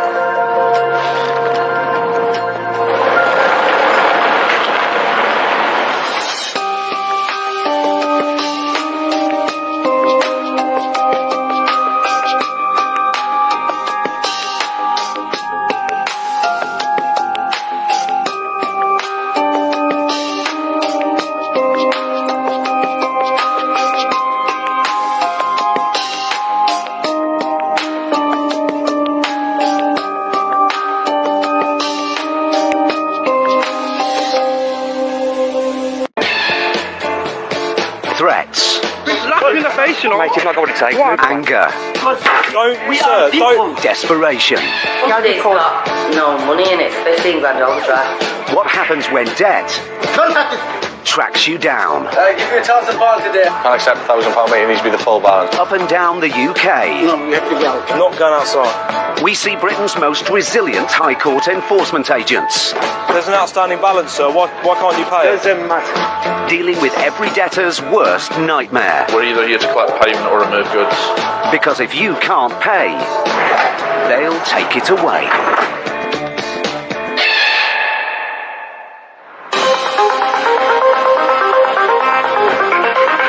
A leading insolvency firm reports that the number of businesses in the UK under financial pressure is increasing rapidly. Nearly 330,000 companies experienced financial distress during the second quarter of 2017, a 25% rise from the previous year.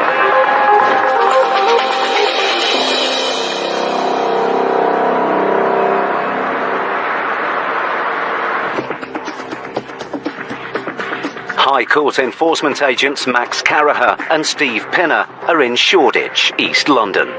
How much is that bike? 25 grand. They're here to recover just over £7,000 owed by a restaurant owner for an unpaid gas bill. We are off to a restaurant and we're looking to collect £7,250 and 19 pence. It seems that Mr. Mia, the owner of a restaurant at the heart of London's Curry district, hasn't paid the full amount due for his gas bill for several months. Take it. Park here. Yeah. A county court judgment was awarded against him, but he failed to pay. Now Max and Steve are here at lunchtime to get payment in cash or goods today. Hello, miss. Can I speak to a manager, please? We're enforcement agents with a High Court writ. But the manager not here. Can you wait a minute? Yeah, sure. The employee goes to get Mr. Mia on the phone. He's too far. Can you do? Yeah, sure. Hi there. Who am I speaking to, please? Hi, right. My name's Max. I'm here with my colleague Steve Pinner.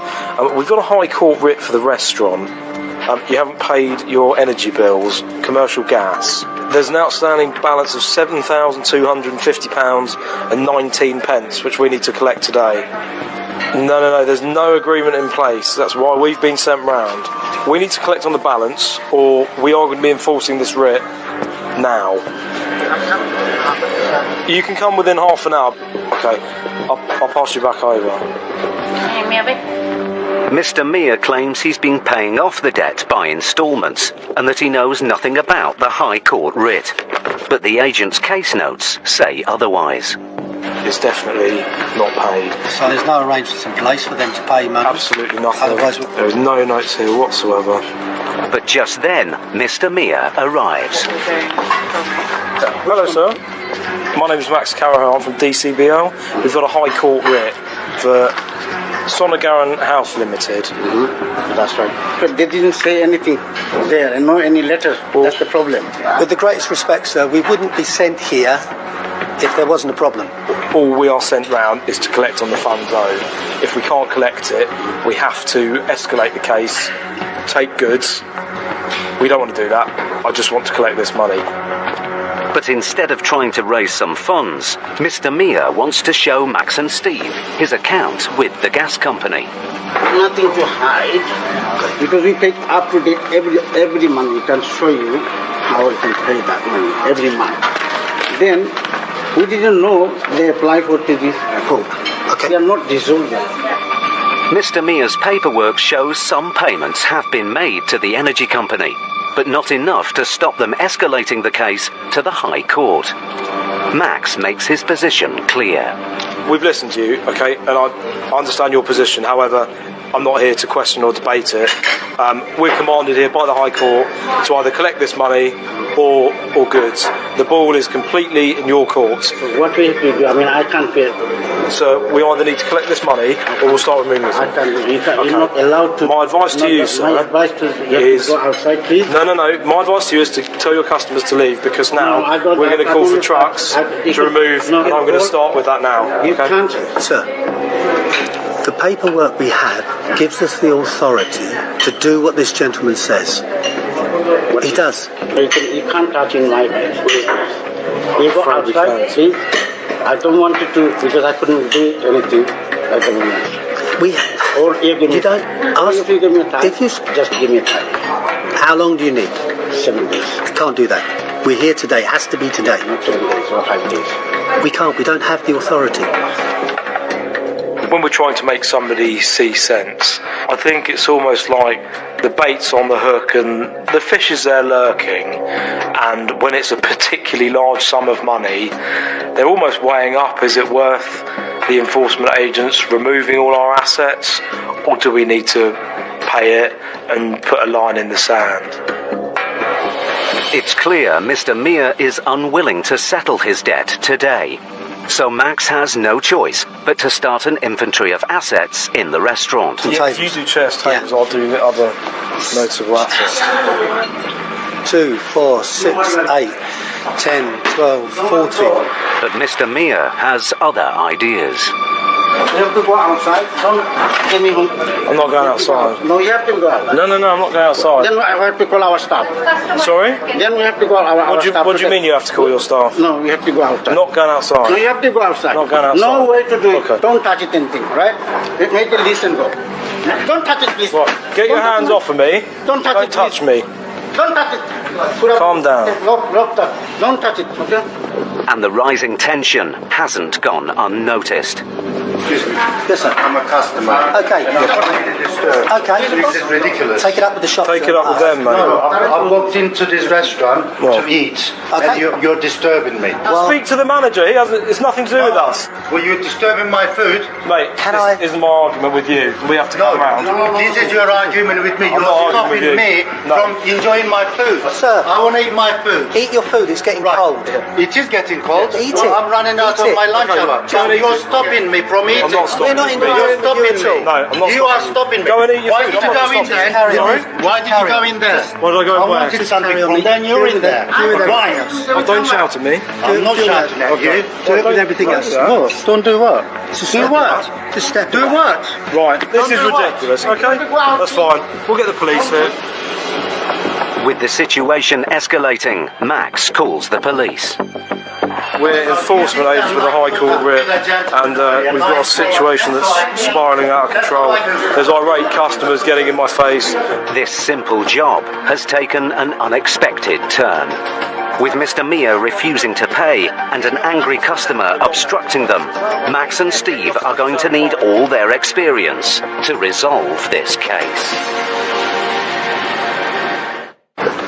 Max Carraher and Steve Pinner were in East London. chasing over £7,000 owed by restaurant owner Mr. Mia. Nothing to hide because we pay up to date every money. Mr. Mia said he was paying his debt off, but Max made it clear that the High Court writ demanded that the full balance be paid today. I'm not here to question or debate it. We're commanded here by the High Court to either collect this money or goods. But Mr. Mia refused to pay. Yeah, I mean, I can't pay. And when the agent started an inventory of assets to seize, tempers started to fray. Do what? Just step. Do what? So Max called the police. We've got a situation that's spiralling out of control. Now, 10 minutes after they were called, the police arrive. Me? I did, yes. So if you take a seat, we'll come and sit in a minute. Yeah, no problem. We're enforcement agents with a High Court writ. There it is. What do you want us to do? Prevent a breach of the peace. With the police present, the customer calms down, and Mr. Mia now seems to want to negotiate with Steve. Where can I come with you quietly? Give me a little time, or maybe at least take £1,000. They will not take less than 60%. They won't. Please, because this is my big business, yeah? I understand that. Give me a little time. Okay, take £2,000. 60% because I have. You are a nice person to talk, right? Do it. Whatever is the lowest you can do it. And give. Sir, as much as you may be struggling, and I accept that, I know what they will say.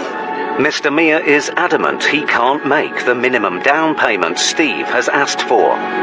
But then Max hears some interesting information. Steve, a customer just said that the weekends, every weekend, this place is rammed. Absolutely rammed. Busy even at lunchtime. When people tell me that they are adamant they're not going to pay, I know that this is going to be a real battle of wills. We are going to have to look for all the goods we need and get them ready to remove. There is a chance that we will have to get a van and load up all of their stuff. It could take an entire day because somebody is taking such a strong stance against us. The agents have now been in the restaurant for 2 hours. As Mr. Mia has made no acceptable offer of payment, Max has no choice but to start the recovery process. The removal team are coming unless you pay the full balance. That adds on further fees. Hello, Mike. Max here. No, listen, I'm deadly serious. You said you're not going to pay it. Mike, I'm going to need removals because we're going to remove everything. Thanks, Mike. Cheers. The recovery vehicles are on their way. But now, with his business at serious risk, Mr. Mia changes his mind. What can you do? There's no choice. I have to pay cash. Cash? 7,000? No, it's 8,300. Steve explains to Mr. Mia again that because the removal process has been initiated, extra fees have now been added to the original debt. When we walk in the door, and if you say yes to paying, it's 7,250. Because of all this, and we go around counting, it's now 8,300.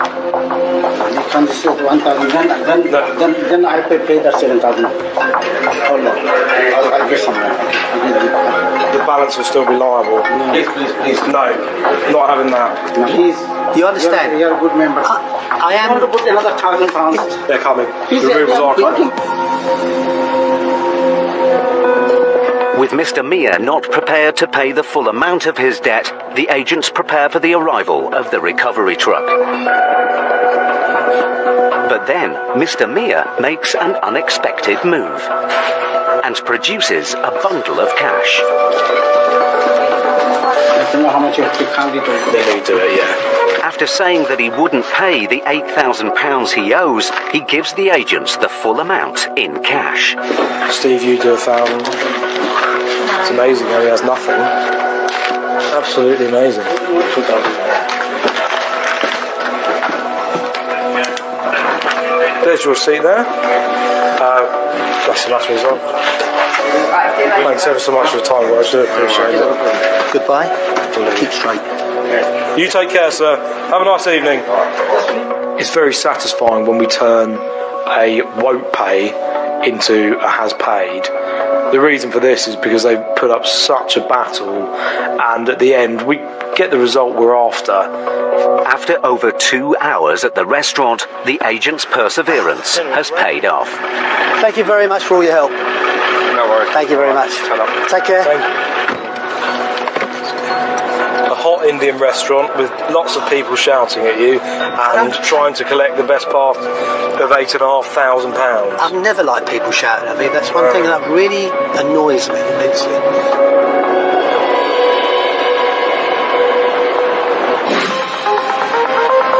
Over the first half of 2017, more than 50,000 county court judgments were issued against businesses in England and Wales. This marks a 27% increase since the previous year, with the average reaching almost £3,000.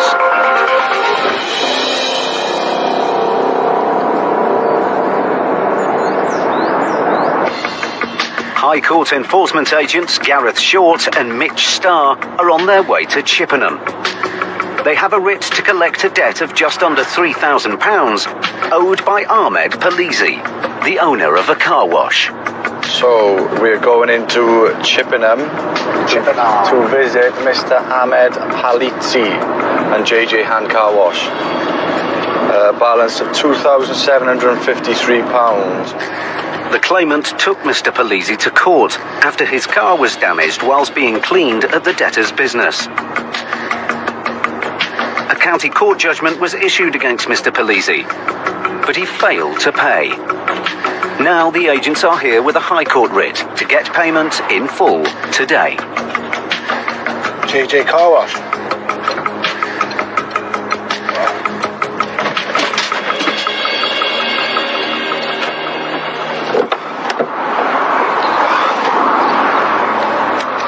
Hi boys. Hiya. Like to meet Mr. Palisi. He's just got. Do you want to ring him up, mate, and tell him to come back? Yeah, sure. He's just shot off. He's literally just gone, mate. I'll ring him up. Gabi, which one's his number? That might have been the wrong number then. Surely got the number for your boss, mate? I don't put his name on it, you know? Just in case, like. While the employee tries to find his boss's number, Mitch goes to check if anyone else can contact Mr. Palisi. Want to give him a call, boys? You're looking for Ahmed, we are, mate. Couldn't tell you, unfortunately. I don't got his number. You work here, though, do you? Yeah. So you work here and you don't have his number? It's a bit strange, isn't it? It's your boss. Somebody's got his number. Like, you don't have number, nothing? Yeah, he has got a number now, has he? Somebody's not adding up here, mate. I find it a bit special, boys, that you all work for him and you haven't got his number. Makes no sense. I always have an inkling if somebody's telling me the truth or not, or if they're hiding the truth. And that's when I'll start to drill down and find ways of getting the truth out of them. If that person's not the debtor, then it is obviously a lot harder. But then it's a bit of a cat and mouse game, to be honest with you.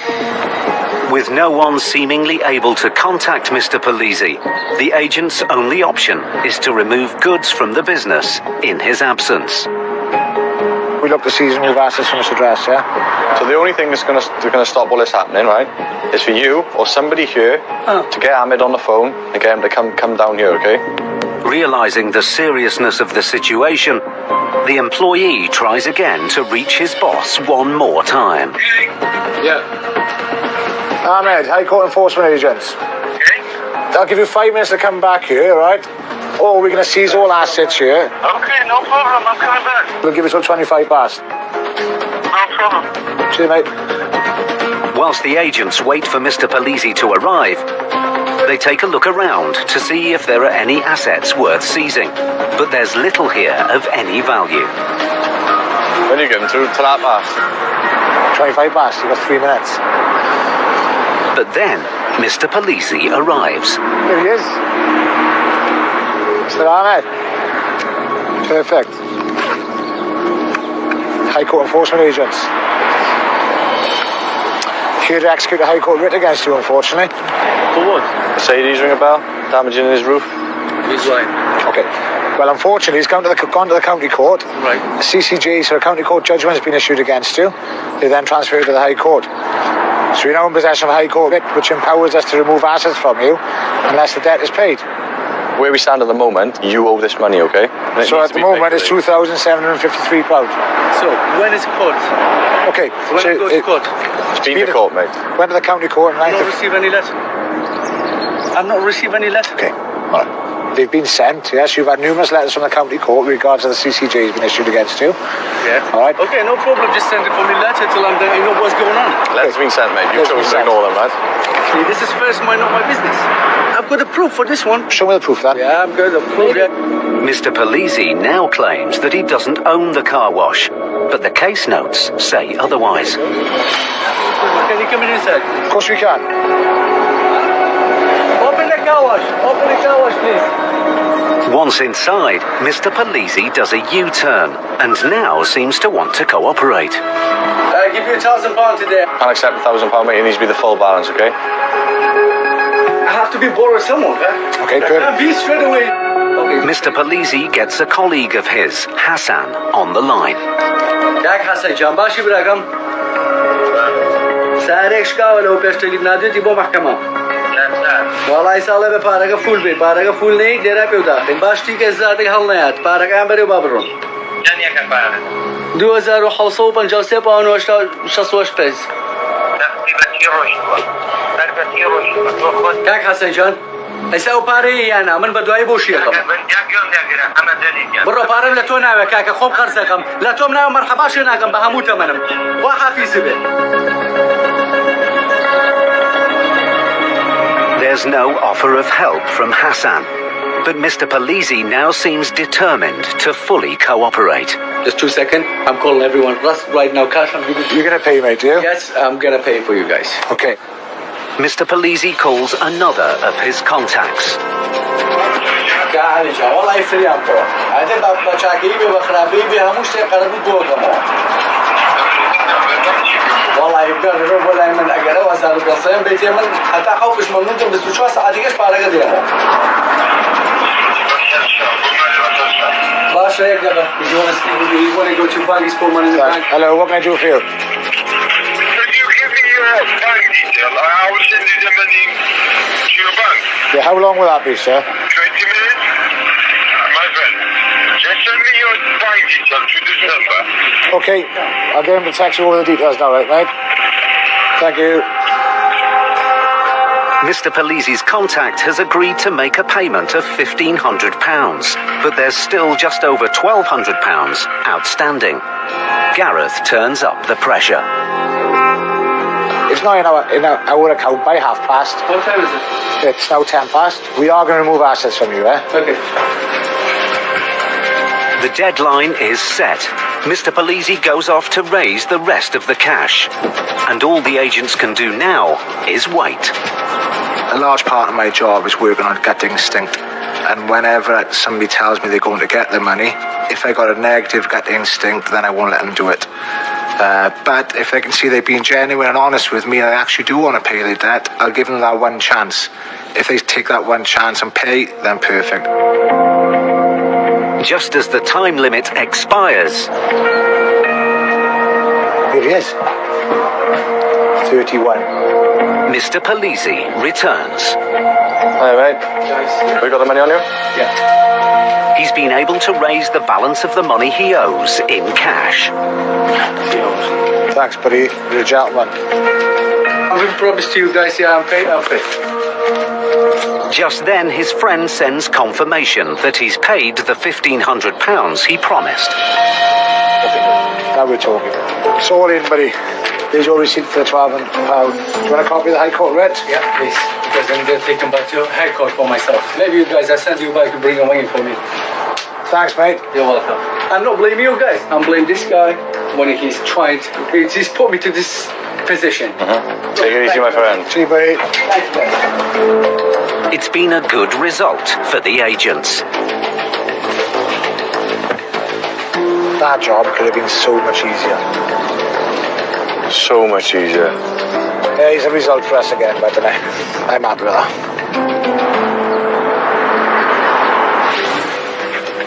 Gareth and Mitch got a result in a tricky situation. But in Max and Steve's next case... You going to come and answer the door? A businessman in denial. There's an outstanding balance, sir. Why can't you pay it? Doesn't matter. Gives the agents the runaround. You can't get in by force. Okay. So we're not going to let you in.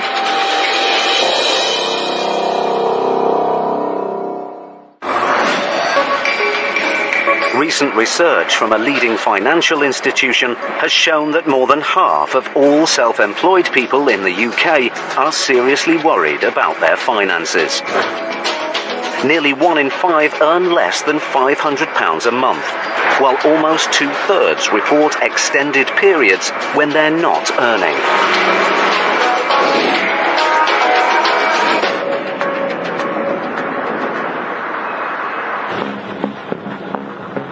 High Court enforcement agents Max Caraher and Steve Pinner are in Edgware, North London.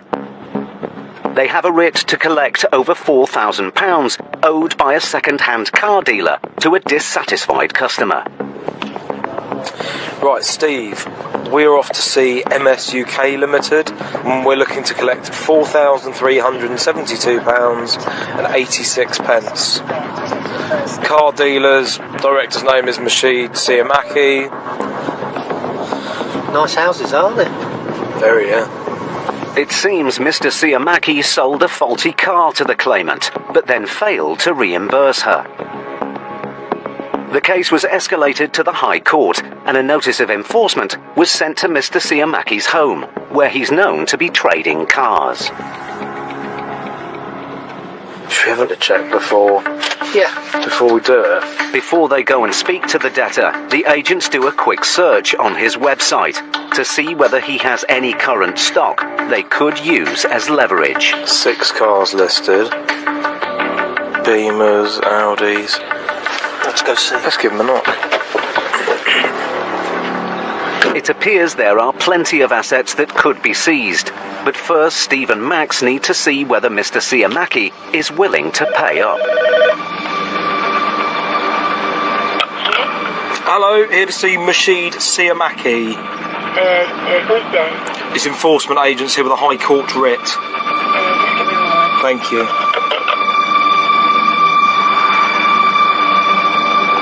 He's on the phone telling him you better come home.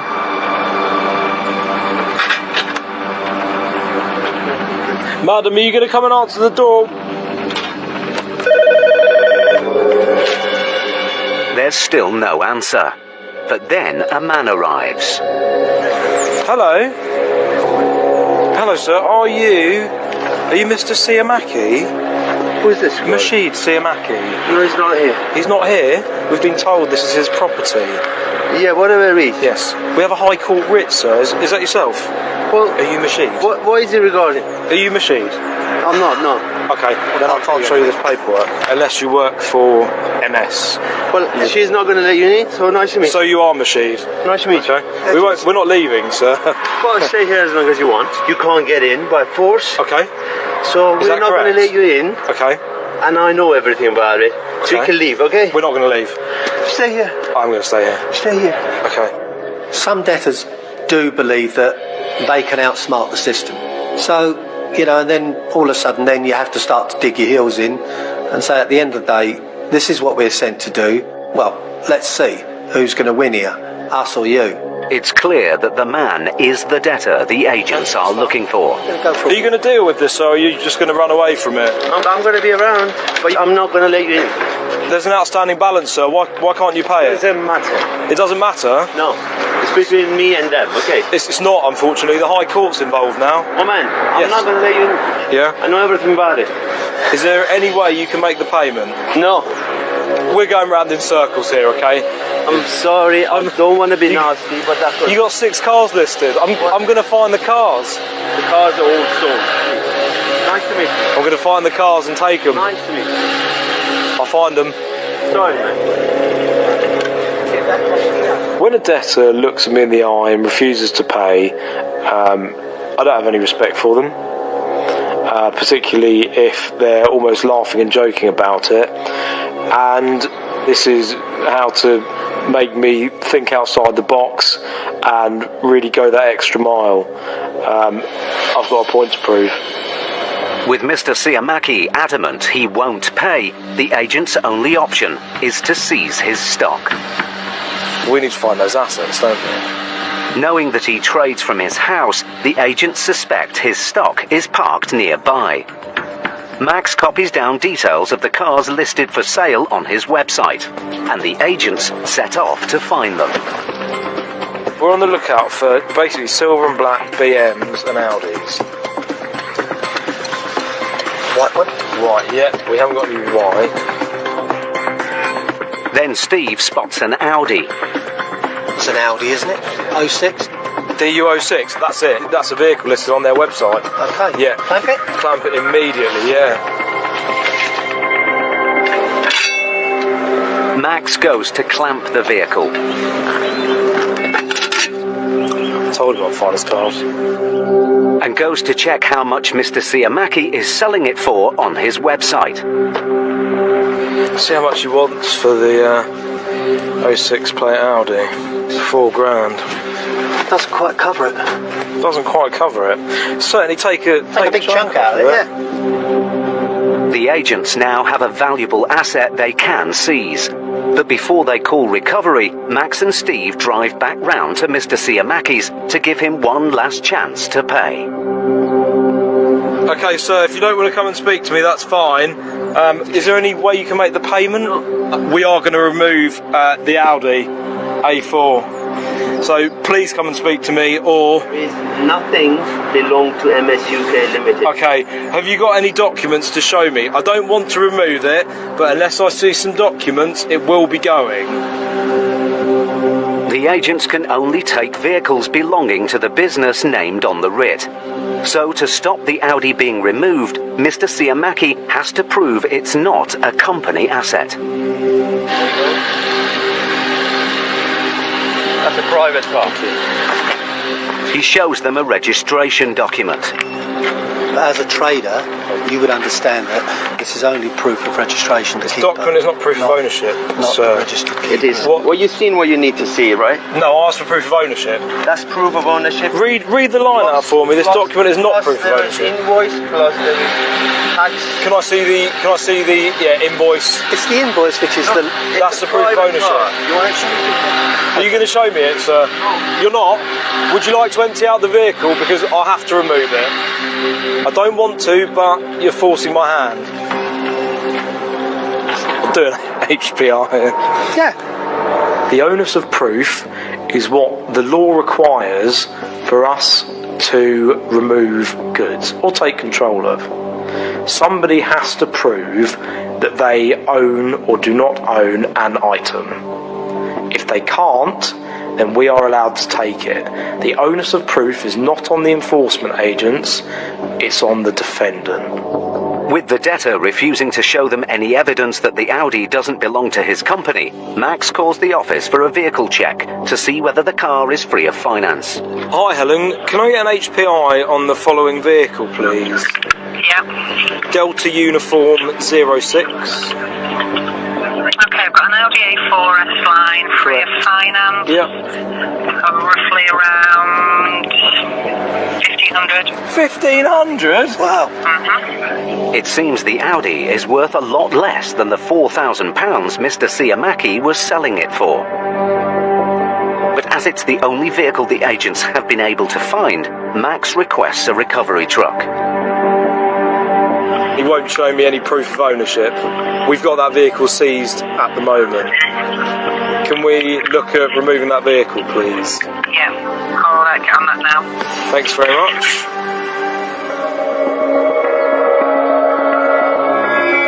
"90 minutes later, the recovery vehicle arrives. The Audi will be sold at public auction. But as it's worth less than a quarter of what Mr. Siamaki owes, the agents will be back. Fortunately, it's not over for him yet because that isn't going to cover the full balance. We'll keep coming back and finding his vehicles. Slowly, one by one. Yeah.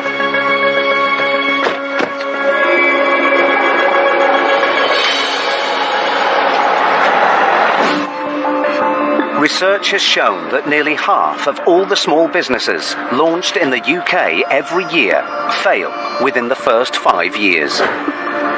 More than 16,500 companies in England and Wales entered insolvency in 2016. This was 2,000 more than 2015.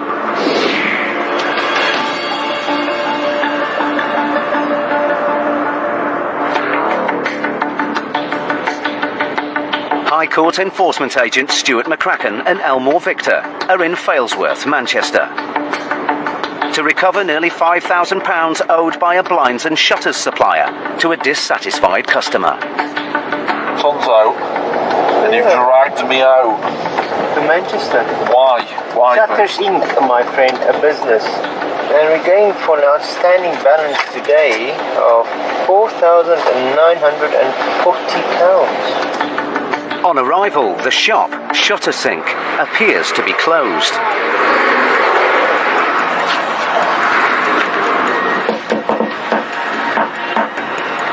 See anyone inside?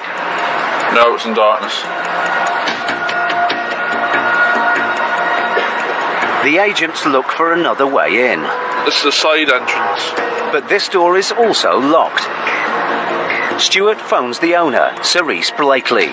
Hello there, my name's Mr. McCracken. I'm a High Court enforcement agent. At the moment, Cerise, okay, we're here to collect a balance of £4,940. Yeah, well, that's not going to happen, So, unfortunately. what's going to happen now is, Cerise, okay, I'm going to get a locksmith, okay, and then we're going to force entry into the property to collect goods in receipt of the value of, okay? So, there isn't anything in there of that money. Cerise, it's been transferred to the High Court now, okay, so it's out of I don't understand what you're talking about, mate.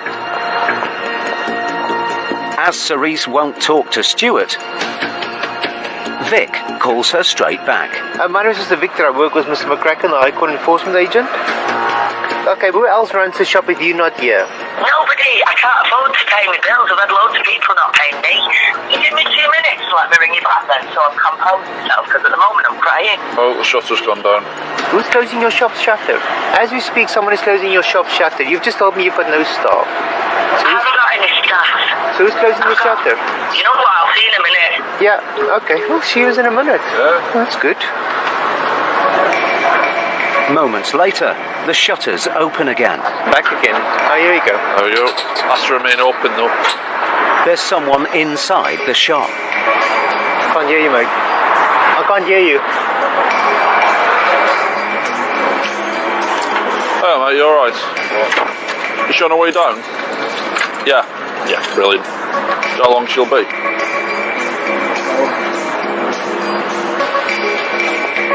Then Cerise arrives. You alright? Yeah. Right. I'll let you in and Yeah. I'll have a chat with you. Yeah, no problem at all. Who's who? Stuart. I'm Stuart, that's Vic. Hiya, I'm Cerise. Hi, Cerise. Pleased to meet you, Cerise. Okay. Let's go inside. What can you pay today? The So company's county court. got no money in it. It's 15 grand overdraft, so it's fucking totally empty. What's happened is, basically with the e-commerce side of things, Yeah. people expect more. I've not been able to collect 28 grand's worth of money. Oh, bloody hell. It's clear that Cerise's business has fallen on hard times. But the agents are duty-bound to get this case resolved one way or another. Everything in here, the computers, the desks, the shutters, the stock in the back, all that will be removed, and it will be removed in the next hour. So you need to see what you can do to try and raise something. Okay? So we're either here to collect payment or remove goods. Cerise is facing a crisis. If she can't raise enough money to satisfy the claimant, her business could be at serious risk.